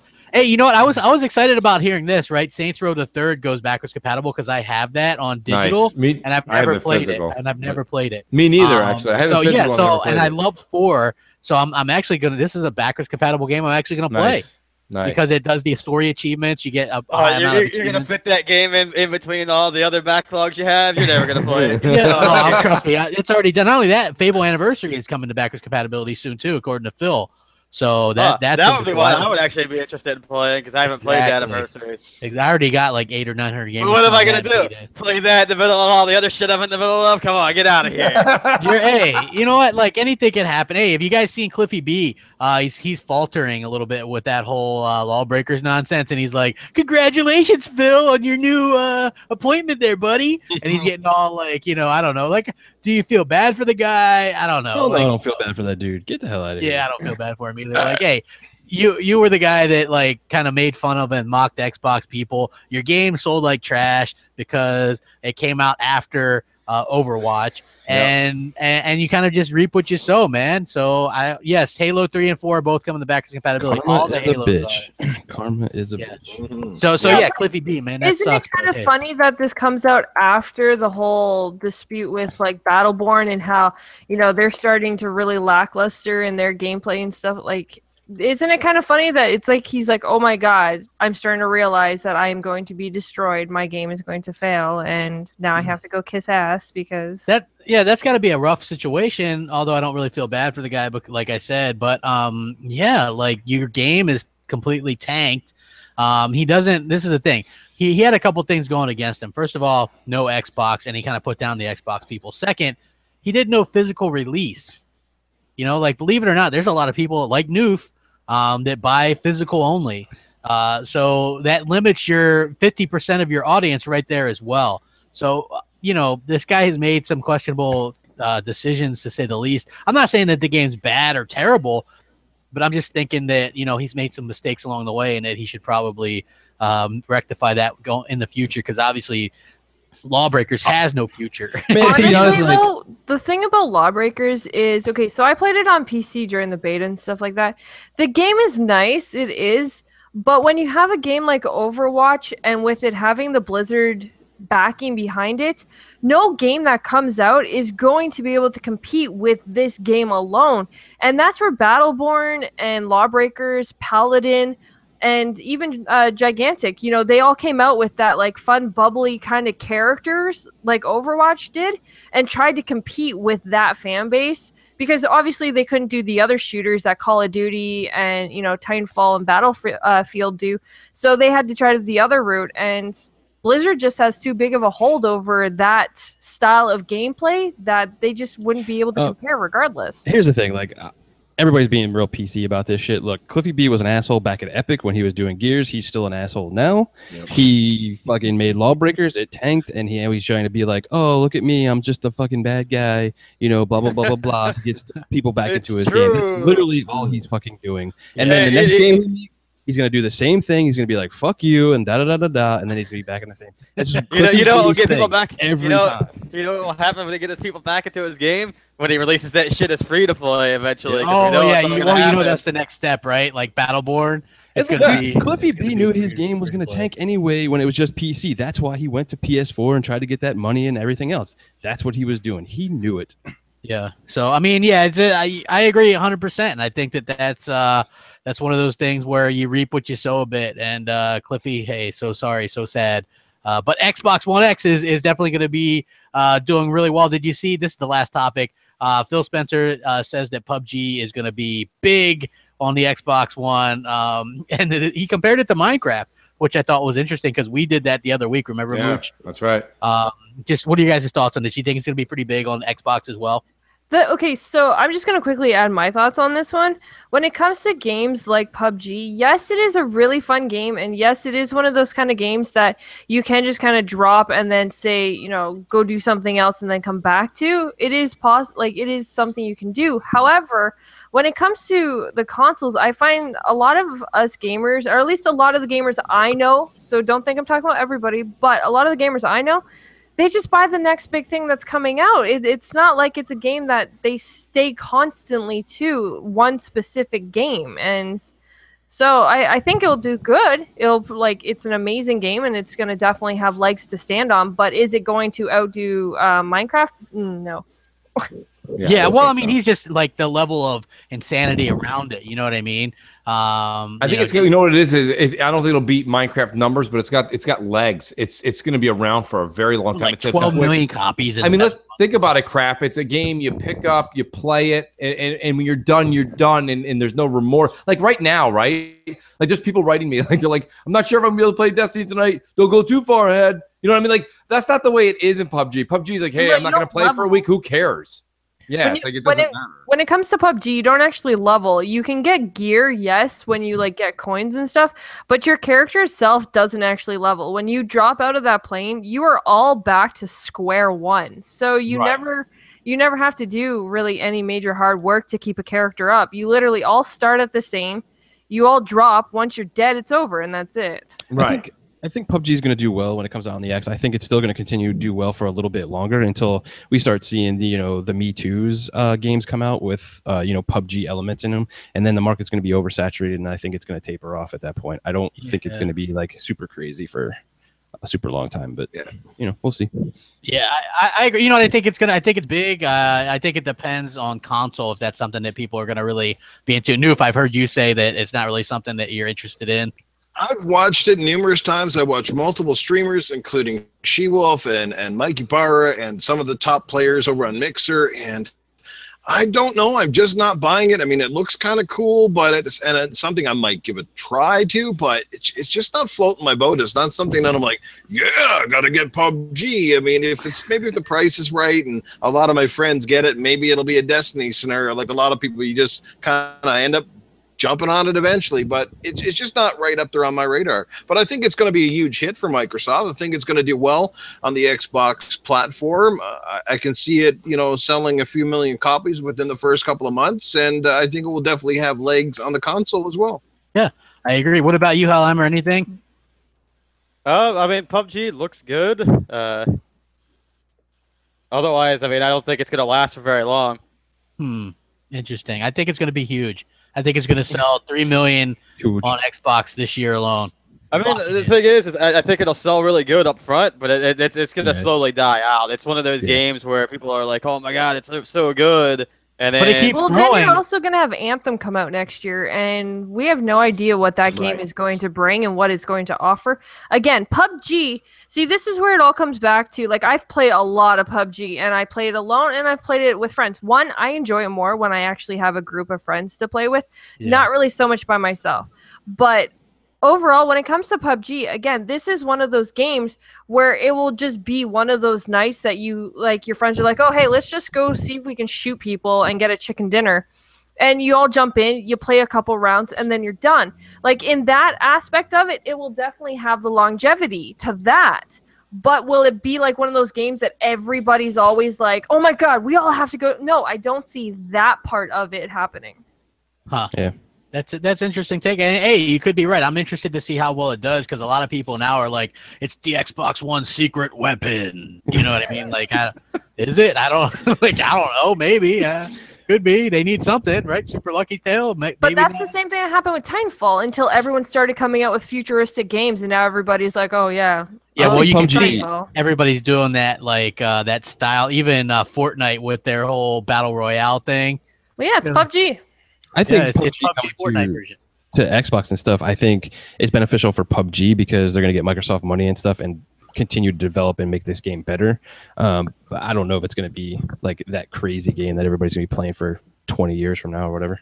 Yeah, it would be interesting to see though. But with that, we will start doing some outros. We'll start with the guest on the show. Did a really good job. GKB, what do you got going on, bro?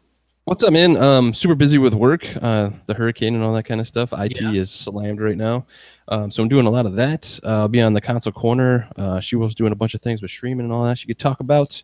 Love being back on Xbox Nation. Felt like old school Xbox Nation. It was super awesome. Much love to the chat. Appreciate it, all you guys. You guys are fantastic. And we'll see you when I see you. Awesome. She-Wolf, what do you got going on? I know you stream a lot. Oh my God, that's just funny. He hardly has anything to talk about, so he has to bring up that I stream. That's how you know he's not doing much right now. But yeah, I'm pretty much just I got a lot of streaming stuff going on Mixer, which is just X She-Wolf X with a U, not an O. I do that every single day. I'm working on my partnership with Mixer, so if you want to come hang out, that's where you can find me. Awesome. Mooch. What is up, everybody? Mooch and crap. Buddy, no, great to be back. Xbox Nation was great. This is like old time, so it's kind of a great little reunion there. And good to have you back, Crap. Good to have everybody from Florida. That's actually everybody here is from Florida except for me and Noob. Pretty much. And it's like, no, it's great though. Xbox Nation is wonderful. We do have Crossfire this Friday. 2 special guests that everyone's totally going to want to tune in about. I'll tweet more about it on Thursday. Oh, we got a secret guest coming to Crossfire. Recruiting some people, and in the dates, this is the dates we were able to work out. So this Friday is going to be a big show. And then MNC Mornings on Sunday morning is going to be on Crap's channel. I believe Crap, right? I do want to say that correctly. Yeah, it's my channel. You guys didn't do one last week. No, it's not. Well, you can't do the M&M show, you know, so we figured we'll wait for you to get back there, Crap. And last but not least, let me just say this. Want to thank everybody out there for 2 things. My channel, we just hit 6,000 during this show. So I have 6,000 subs, congrats. which is huge. Yeah. I didn't even know. Somebody in your chat was like, Mooch, I'm your 6,000 sub. I was like, I get that too, right? They're like, hey, Crap, congratulations. You just hit this amount. And I was like, really? I didn't even know. I'm like, thanks, buddy. I appreciate it. So yeah, we hit 6,000 on the Mooch's channel, which I never thought we'd reach. I really appreciate that. And number 2, the Mooch Maniacs clan on Destiny 2 is on fire. We are absolutely kicking ass, taking names. So keep privy to my Twitter because every once and again, people they're like, hey, Mooch, I'm going to bounce because my brother's got a clan, so I'm going to go over there. When I have an opening, we want to keep it at the full 100. So we're just about level 3 this week already. So we're kicking ass and taking names, and it gets you emblems. Come Mooch with the Mooch. It's easy. It's easy to do. It's a way of life. It also gets you exotics and stuff. Like if you guys go to like the clan lady there, she gives you exotics and other and you get the same boots that you were already wearing. Congrats. Yes, but shinier. Shinier boots. Yes. And we got Hellhammer. Maybe he'll be able to do his outro since he couldn't do his intro. What's up, Hellhammer? Not too much. I'll be back on here next week. Otherwise, I'll have too much going on. But you can find me on Twitter at XXHellhammer or on Xbox Live XXSpaceHellhammer. Hell yeah. And we got Noof. I want to hear Hellhammer. It's like live from the submarine. Yeah. What's going on, Noof? Well, first of all, I got to do this just before we go. And no, it's not Cletus, but I have to do this. After hearing Mooch tonight and some of his rants, all I can think of is this. Vicious you are. Opinions you have. That's awesome. Hey guys, find me here Wednesday nights with Crap and Company, Xbox Nation, another great show. Great to have Crap back, Hellhammer back. It's good to be back in the loop. It's fantastic. Also really good to have She-Wolf and GKB back on it. Like GKB said, it kind of feels like old times. Really good to sort of have the old gang together for at least 1 episode or so. And I'm sure they'll be back on again at some point in time. Looking forward to playing some more Destiny 2 with y'all, and hopefully you'll hook me up for that. And otherwise, guys, you know me, Noof Nukem. Find me online, find my channel, go subscribe. Hopefully, I'll get some more videos up here real soon. And otherwise, like I said, you'll find me online playing games. Had a great time. Thanks so much. Heck yeah. Make sure you guys hit that like button. Go check out all these people's channels except Hellhammer's because he never does any content. Can I just throw one last thing in before Fox gets mad at me? Don't forget the Gaming Den is on Friday, guys, at 12 p.m. Eastern time. So join us. Yeah, after like a 3-week delay, we can finally get back to the Gaming Den. I'm going to slide right in there. Yes. It's going to be a good time, folks. Thanks for watching. Like I said, make sure you guys share this, hit that bell, all that kind of stuff, because YouTube likes to screw with its content creators in a big, big way. We'll catch you guys next week. Rack 'em up.